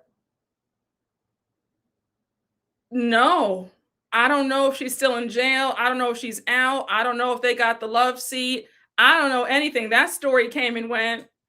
That story came and went. What is the best, Brooke? What do you mean? What's the best card? Or like, what's the best look for the card? Listen. No, it's the truth. Yes, honey. I told the lovely ladies in Atlanta to change that Wi-Fi password weekly since I'm paying $8.50. Keep it secure. Yes. I already claimed it. I already claimed it. Baby, I might pull up like Clarissa Shields. The day that happens, I might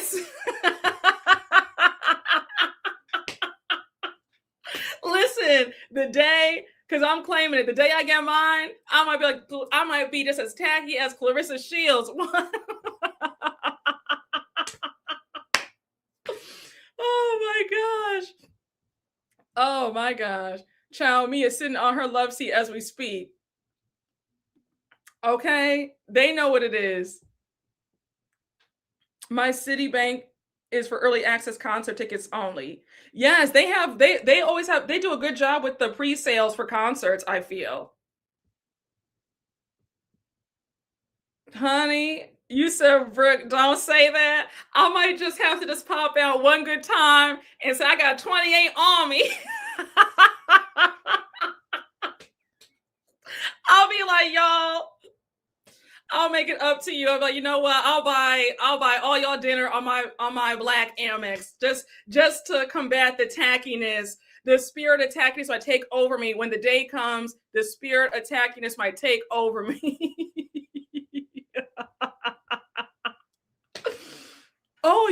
That's a really good price that's awesome. They're the best at pre-sales, I feel. Honey, I'm gonna throw that black Amex at us like Angie, honey. Oh gosh.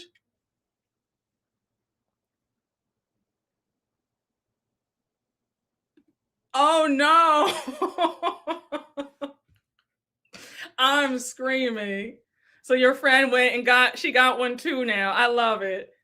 Okay, listen. You said you watched that interview, just embarrassment.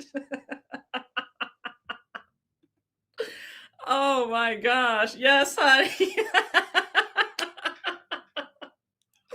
Oh my gosh. You said iron sharpens iron. Oh, are you referring to this comment about the friend went out and got one too, and you said iron sharpens iron? You guys are so funny.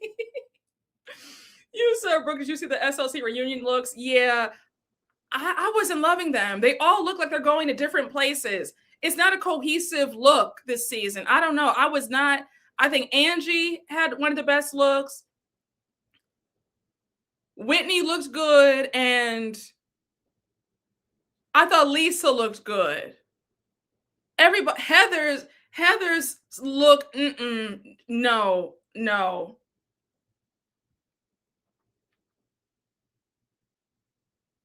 Did you see Angie's ad for Arby's? Yeah, it was cute. That was really cute. I watched it too, just for you, Brooke. Okay, I appreciate you. No, when I tell you, I could not stop laughing. Like, I actually rewatched it again when I got off that live before I went out. I had the biggest laugh. I did not like Brittany's look or Meredith. Yeah, Heather missed the mark. Angie's looked the best.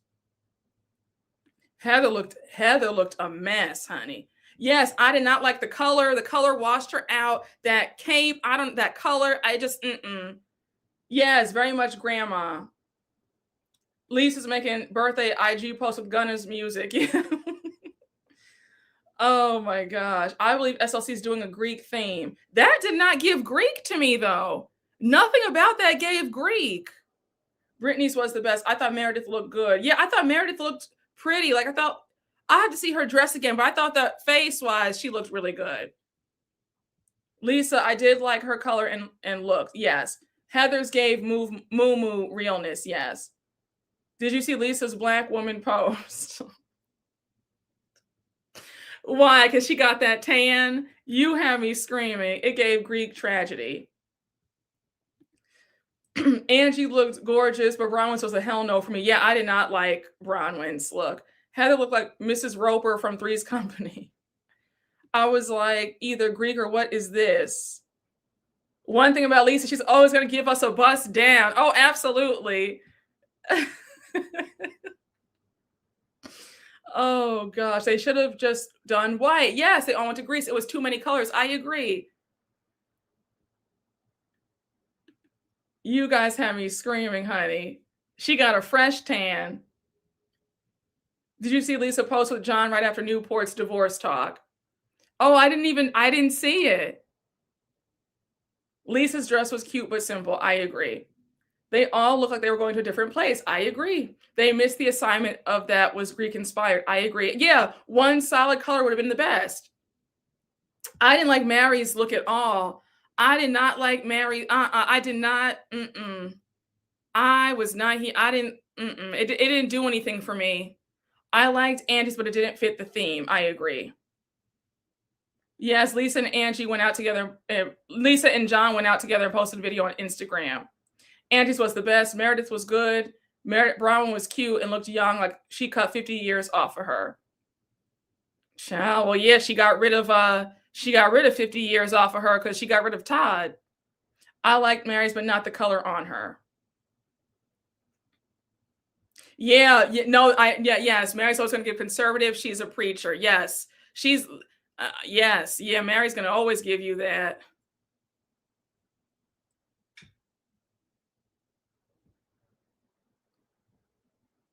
Brooke, Angel needs to privately hire Nene or Kenya to prepare her for the reunion Olympics part 1, 2, and 3. Yeah, I hope that Angel is ready. I really hope that she's prepared.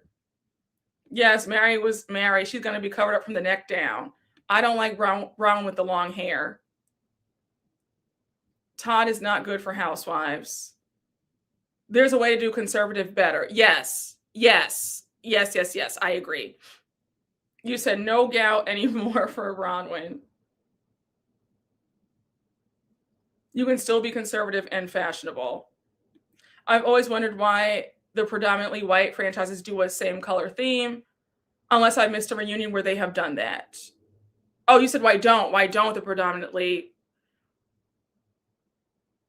Oh, you're right. I feel like, yeah, you're right. Beverly Hills has never been like a color theme. Right? No, no, you're right. I feel like Beverly Hills, they've never done a strict color theme. Same with OC. Same with, yeah, you're right. SOD. Oh, okay, yes. SLC last year did with the red. Beverly Hills never has done a color theme either. I think OC has. New Jersey too. They did. Yeah, okay, they did it last season with the gold.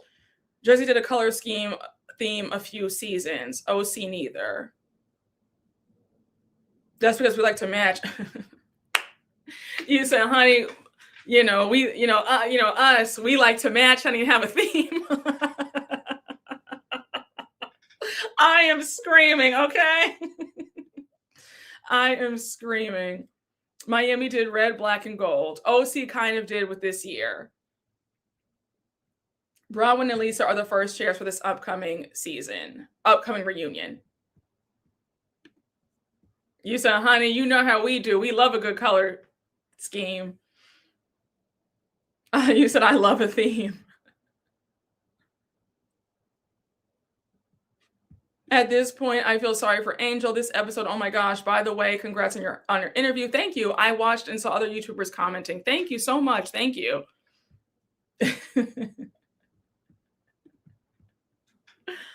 Oh my gosh, you said we have class here. I'm screaming. Is Miami considered?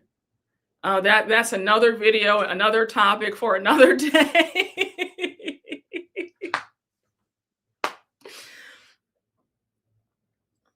I think I hope that Angel is ready. I really do. I really do.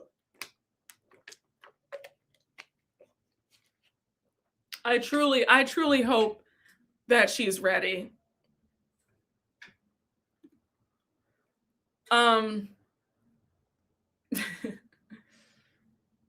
You said sweet girl, wrong show. I think that it's just tough. I think it's just tough. Brooke, try to get an interview with Stacy. Yeah, no, I don't. Okay, so let me say, I have reached out to every housewife for, if I watch your show, I have reached out for an interview, right? I've discussed this before. I have had quite a lot of housewives play in my face about interviews. And when I tell you, Bravo, I'm gonna be just very honest. Bravo really can be kind of hard to snag an interview. Okay, I'm just gonna say that. You know, you got to make sure that your questions are palatable, that they're you know, they're right. You got to change up some wording if you're picking up what I'm putting down. Because I saw, you know, I had a few haters in the comments saying, "Oh, I'm disappointed. You didn't go hard enough. You didn't ask her this." And I'm like, you don't understand how this works. Like people say things and they don't really know what they don't know the whole deal. You know, people only see the end result, but they don't see the work that goes behind everything, right? You can't just ask what you want to ask. Like we're on the street just chopping it up. No, it's a professional thing. So I can't ask things in a certain way. I can't, you know, in certain terms, can't really, you have to work around that. So, oh, yes, they do. Oh, they absolutely do. So it's just so comical when you have trolls coming on who don't know what they're talking about. You know, they think that you can just ask whatever. That's not how this works. That's not how this works at all. So yeah, you new levels, you know the rest. Exactly. Yes. Oh no. I did say that to somebody. You know, oh, that's so funny. You know what I said? I said, if you think you would do a better job than me, go be my guest. I said, and I'll wait for your interview on your YouTube channel. I said that. Yeah, I did. Because it's like the audacity for people to come, you know, just people say the darndest things. It's like, you respectfully, where's your channel? Where are your subscribers? Where's your, like, I'll wait. Respectfully. People really will talk to you like they've lost their minds. It's wild. It's wild. Exactly. And it's like, if you knew what you were, and also if you knew what you were talking about, you would know that you have to go through, there's some steps that have to take place before you just get an interview. And it's not okay, I want an interview and I get an interview. It's not, as there's a lot of stuff that goes into getting one interview. So, okay. And they have their PR person in the chat timing you, letting you know, okay, you only have 10 minutes, 5 minutes, 5 minutes. So take that out. Don't say that. So, you know, it's a whole thing. You can't just ask, like how I'm talking to you guys. I can talk to them like that. How I can talk to them, and we can be more casual. If I see them at BravoCon, if I see them at an event, we can have real conversation. But here, when it comes to being on, you know, YouTube, on a platform, I can't talk to them the way I talk to them if I see them out and about, period. So, yes, exactly. It's an interview, not a kiki with a friend. You got to be professional. You can't ask, so why were you in a bitchy mood? Exactly. You can't say, but people don't think, though. You know, unfortunately, common sense isn't that common. Common sense is not that common. Folks say the darndest things. They have no idea. You know, so it's Potomac. It's because Potomac has the nastiest fans, child. But yeah, I mean, you know, I appreciate y'all for the love and the support. I'm not even going to focus on the few trolls who tried it, but I really do appreciate you guys. You guys were lovely in the comments. I really do. Thank you for watching. I really do appreciate it. I really do appreciate. It does not go unnoticed. But yeah, just so you know, going forward, that if you know, Lord willing, there are other interviews, but you can't go hard. Like the way I talk on a recap is not how I can talk in an interview with a housewife. I can talk to them the way I talk to them on a recap. If I see them out and about, if I talk to them at Bravo, I'm like, girl, why did you do that? Like how I asked Mia, why did you do that to Wendy? And I can riff with them and have a kiki with them and talk very casually, one-on-one when the cameras are not rolling. But when it's a professional setting, I can't talk to them, so yeah, it's not going to be the same. Very true. Yes. No, it's very true. It's very, very true. Yes, there's a time to kiki and a time to be professional. Exactly. No, but it's true though. If I were to ever interview Ashley or Gizelle, the questions that I have, I couldn't say, what kind of pea brain logic is that? I couldn't say it to them. I'd have to say, Gizelle, when you did X, Y, and Z, why did you say that? Do you ever get upset when the fans say this about you? Why do you think you come across as mean? I can't say, girl, I can't do, first of all, I wouldn't do that. Second of all, come on. If I interview any of the housewives, it's always going to be professional way. It's not going to be a girl, why'd you say that? And why'd you do that? And girl, and and I would have said this to you and no. So no, you're right, but I think that sometimes it bears repeating because there might be somebody who really doesn't know, and I think it's also good for people to know if you have aspiring content creators who want to get into this, right? I don't want people to think that you snap your fingers and you get an interview. That's just not how this works. I want to be very transparent about that. That this interview was years in the making, So I think it's also good for people who think that, oh, well, she has connections and they know her, so she just gets it. No, despite me having some skin in the game, it's still a process. So,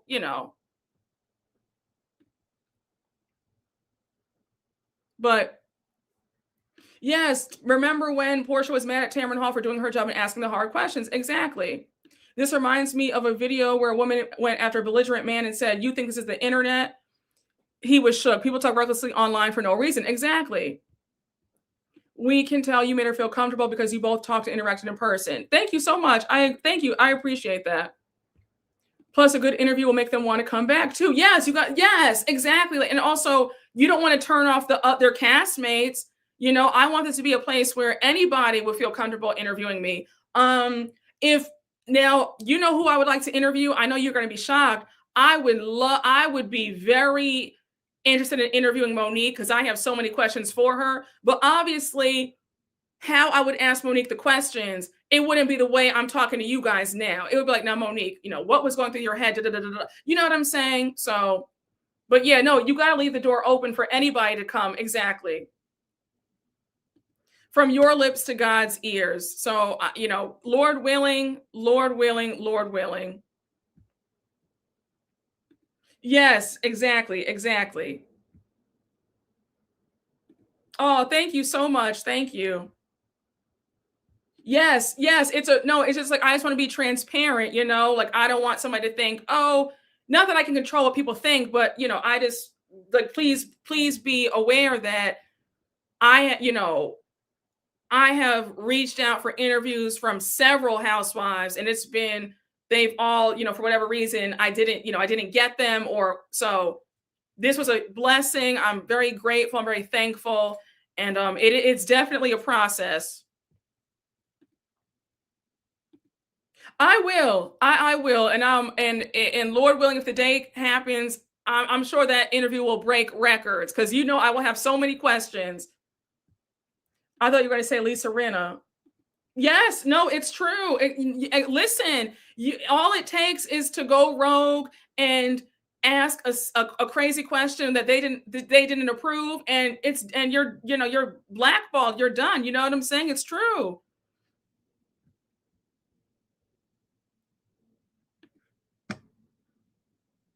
Oh, thank you. No, I think I just try to be transparent because I think sometimes people see your glory, but they don't know your story.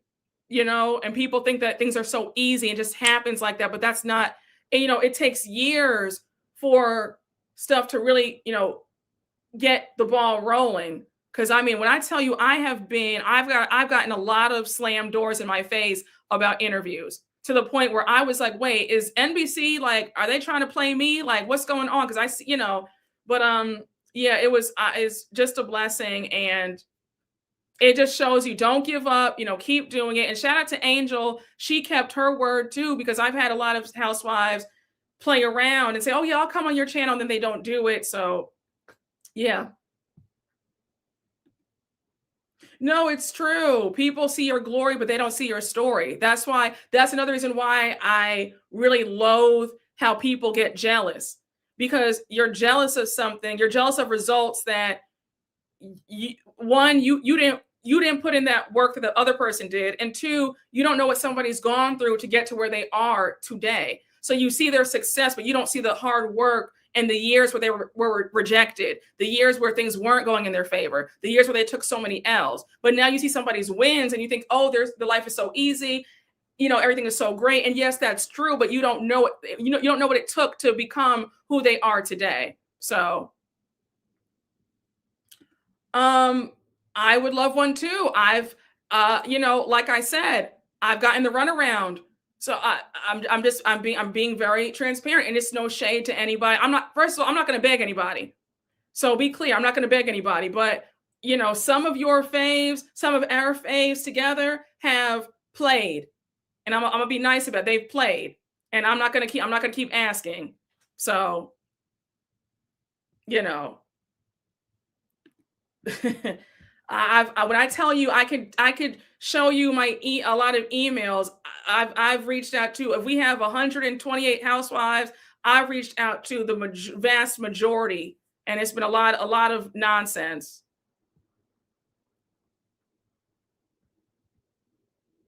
Yes, agreed. I would too. Like I said, listen, like I said, all I'm going to say is this. Some folks talk a good game and they'll sit up there and play in your face. So I'm gonna keep it there.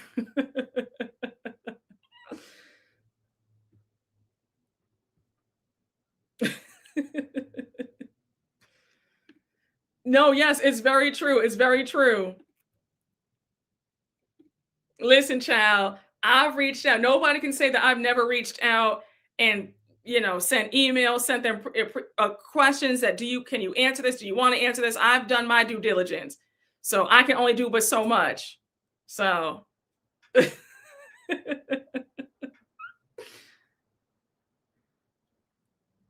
child. Yes, honey, we see each other. Yeah, they do. They do. But then the first ones making a YouTube channel. How are you trying to play YouTubers like we're just, but then you run out and make a YouTube channel trying to get your Google AdSense check on the 21st or 22nd. Like stop it. Stop it. Like explain that to me, because I'm confused. You trying to play us, but yet the first thing you do is run and make a YouTube channel to try to get a quick money grab. Let me be quiet though. Let me be quiet though.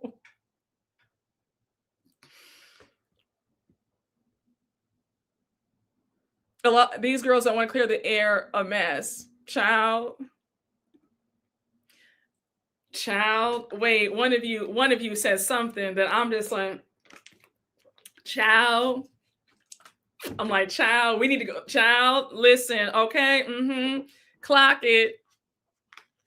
They want a little access to the money. They think they're above it until they see how difficult it is. Yes.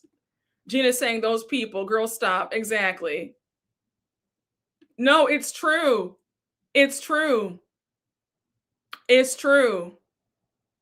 No, a lot of them do feel like oh, absolutely. Absolutely. Shout out to Sweet Tea. Listen, y'all. So, no, it's hard. No, it's true. You see how long some of them last, 2 or 3 episodes, and the channel goes. Yeah, they leave their channels for dead. All of them. All of them. All of them. They leave those channels for dead.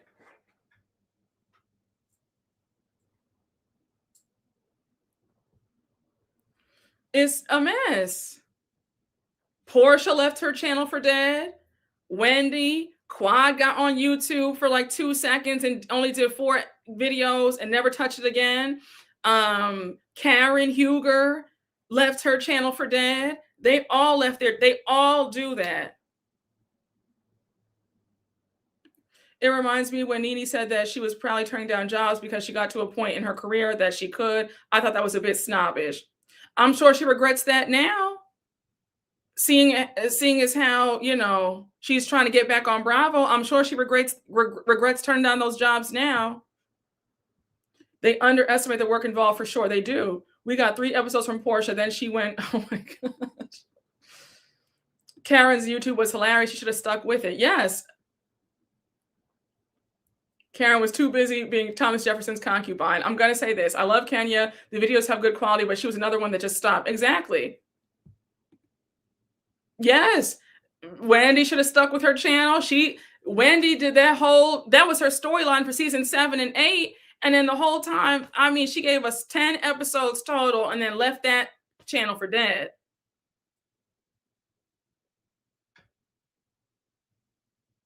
Child, one of y'all saying something, and I said, honey, listen, you the second person to say it, and I said, you know, you not lying, you not lying. Yes, the only one who's been constant is Candy. Oh, thank you so much. Thank you. Yeah, honey, Kenya left her channel for dead.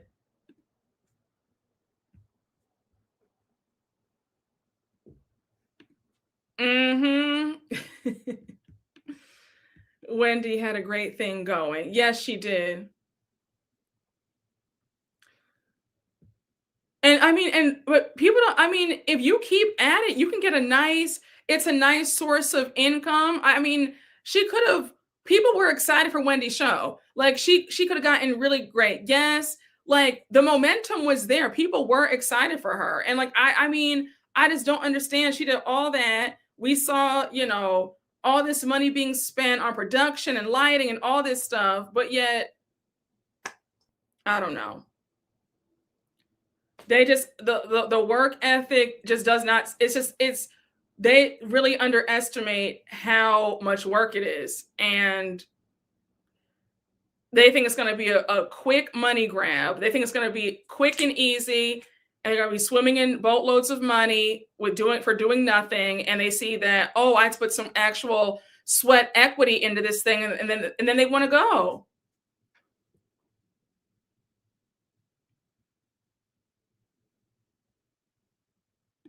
I'd love to see you interview Candy or see Candy have you on speak on it. Oh yeah, that would be awesome. Because you know I have some questions and I have some comments about Todd. Dr. Heavenly's the most messy Bravo Lab YouTuber by far, honey. As Brooke says, a mess.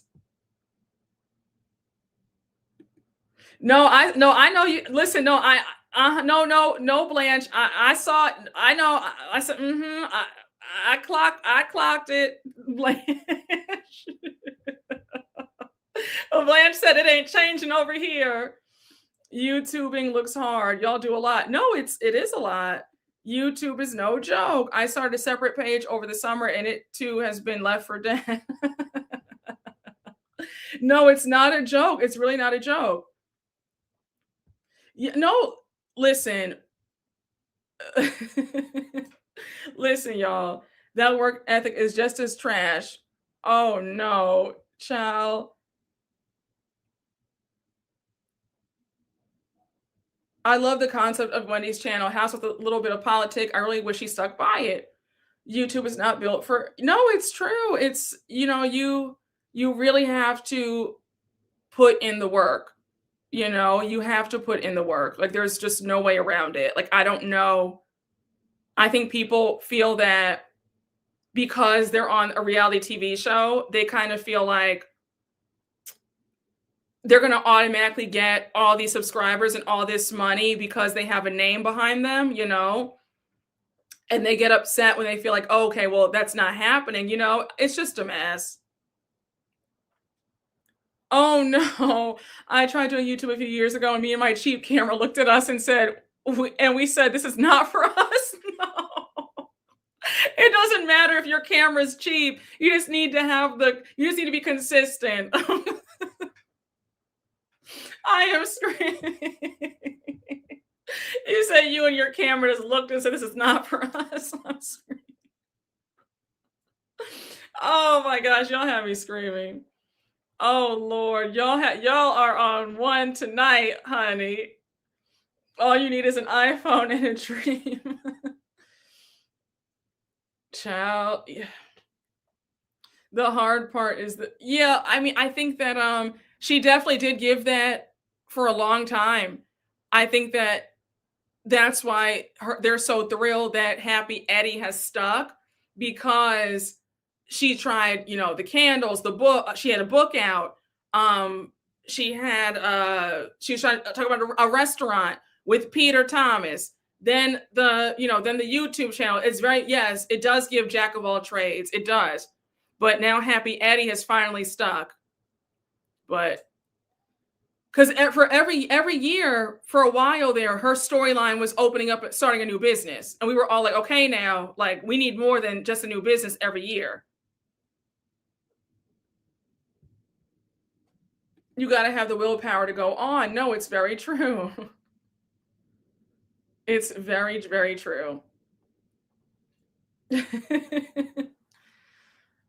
Oh, thank you so much. Thank you. I went and took a 2-hour nap, came back. You're still on live. This is what dreams are made of. I'll be getting off soon, child. Yeah, I don't know. And that they had done well. They had sold out. So I mean, I don't know. It just seems like every season it's a new business launch.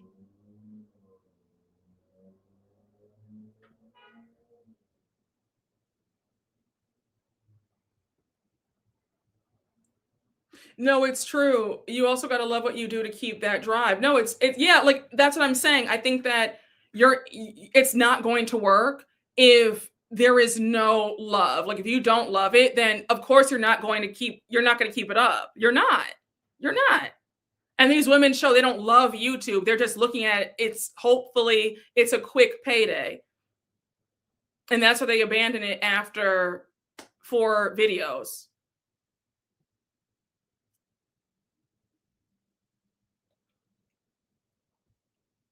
People can tell when it feels forced and phony. Yes. Yes. Will Karen launch a new candle, The Smell of Freedom? You're trying to start your own channel, but now I don't like the sound of my voice.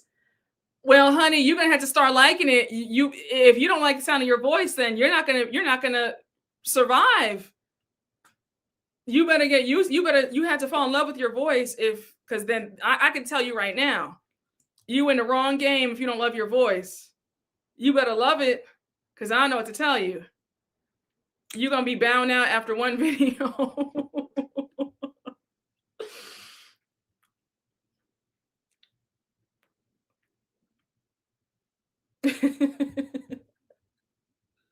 G&A is a trash grab, honey.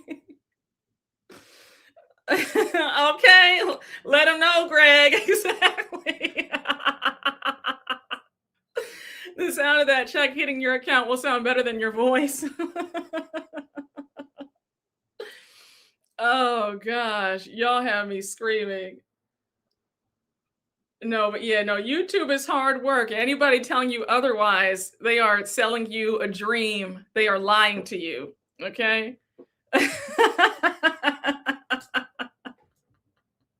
Y'all are on one tonight.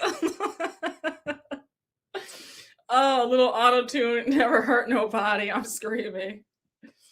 Oh gosh. Wait, did I think I missed 2 super chats. Hold on. Hey, Serendipity 142. Thank you for the super chat. Word on the street is Stacy will be first chair with Gizelle. Also, Wendy has some nerve coming for Angel, and she's been scamming herself. Hey, Gadayu 2 Torre. Thank you for the super chat. Angel's rough season is Kiarna's fault. Bad advice. YouTube is more than hoping on a camera if you're actually trying to make money. Oh, hopping on a camera. Yes. No, it's true.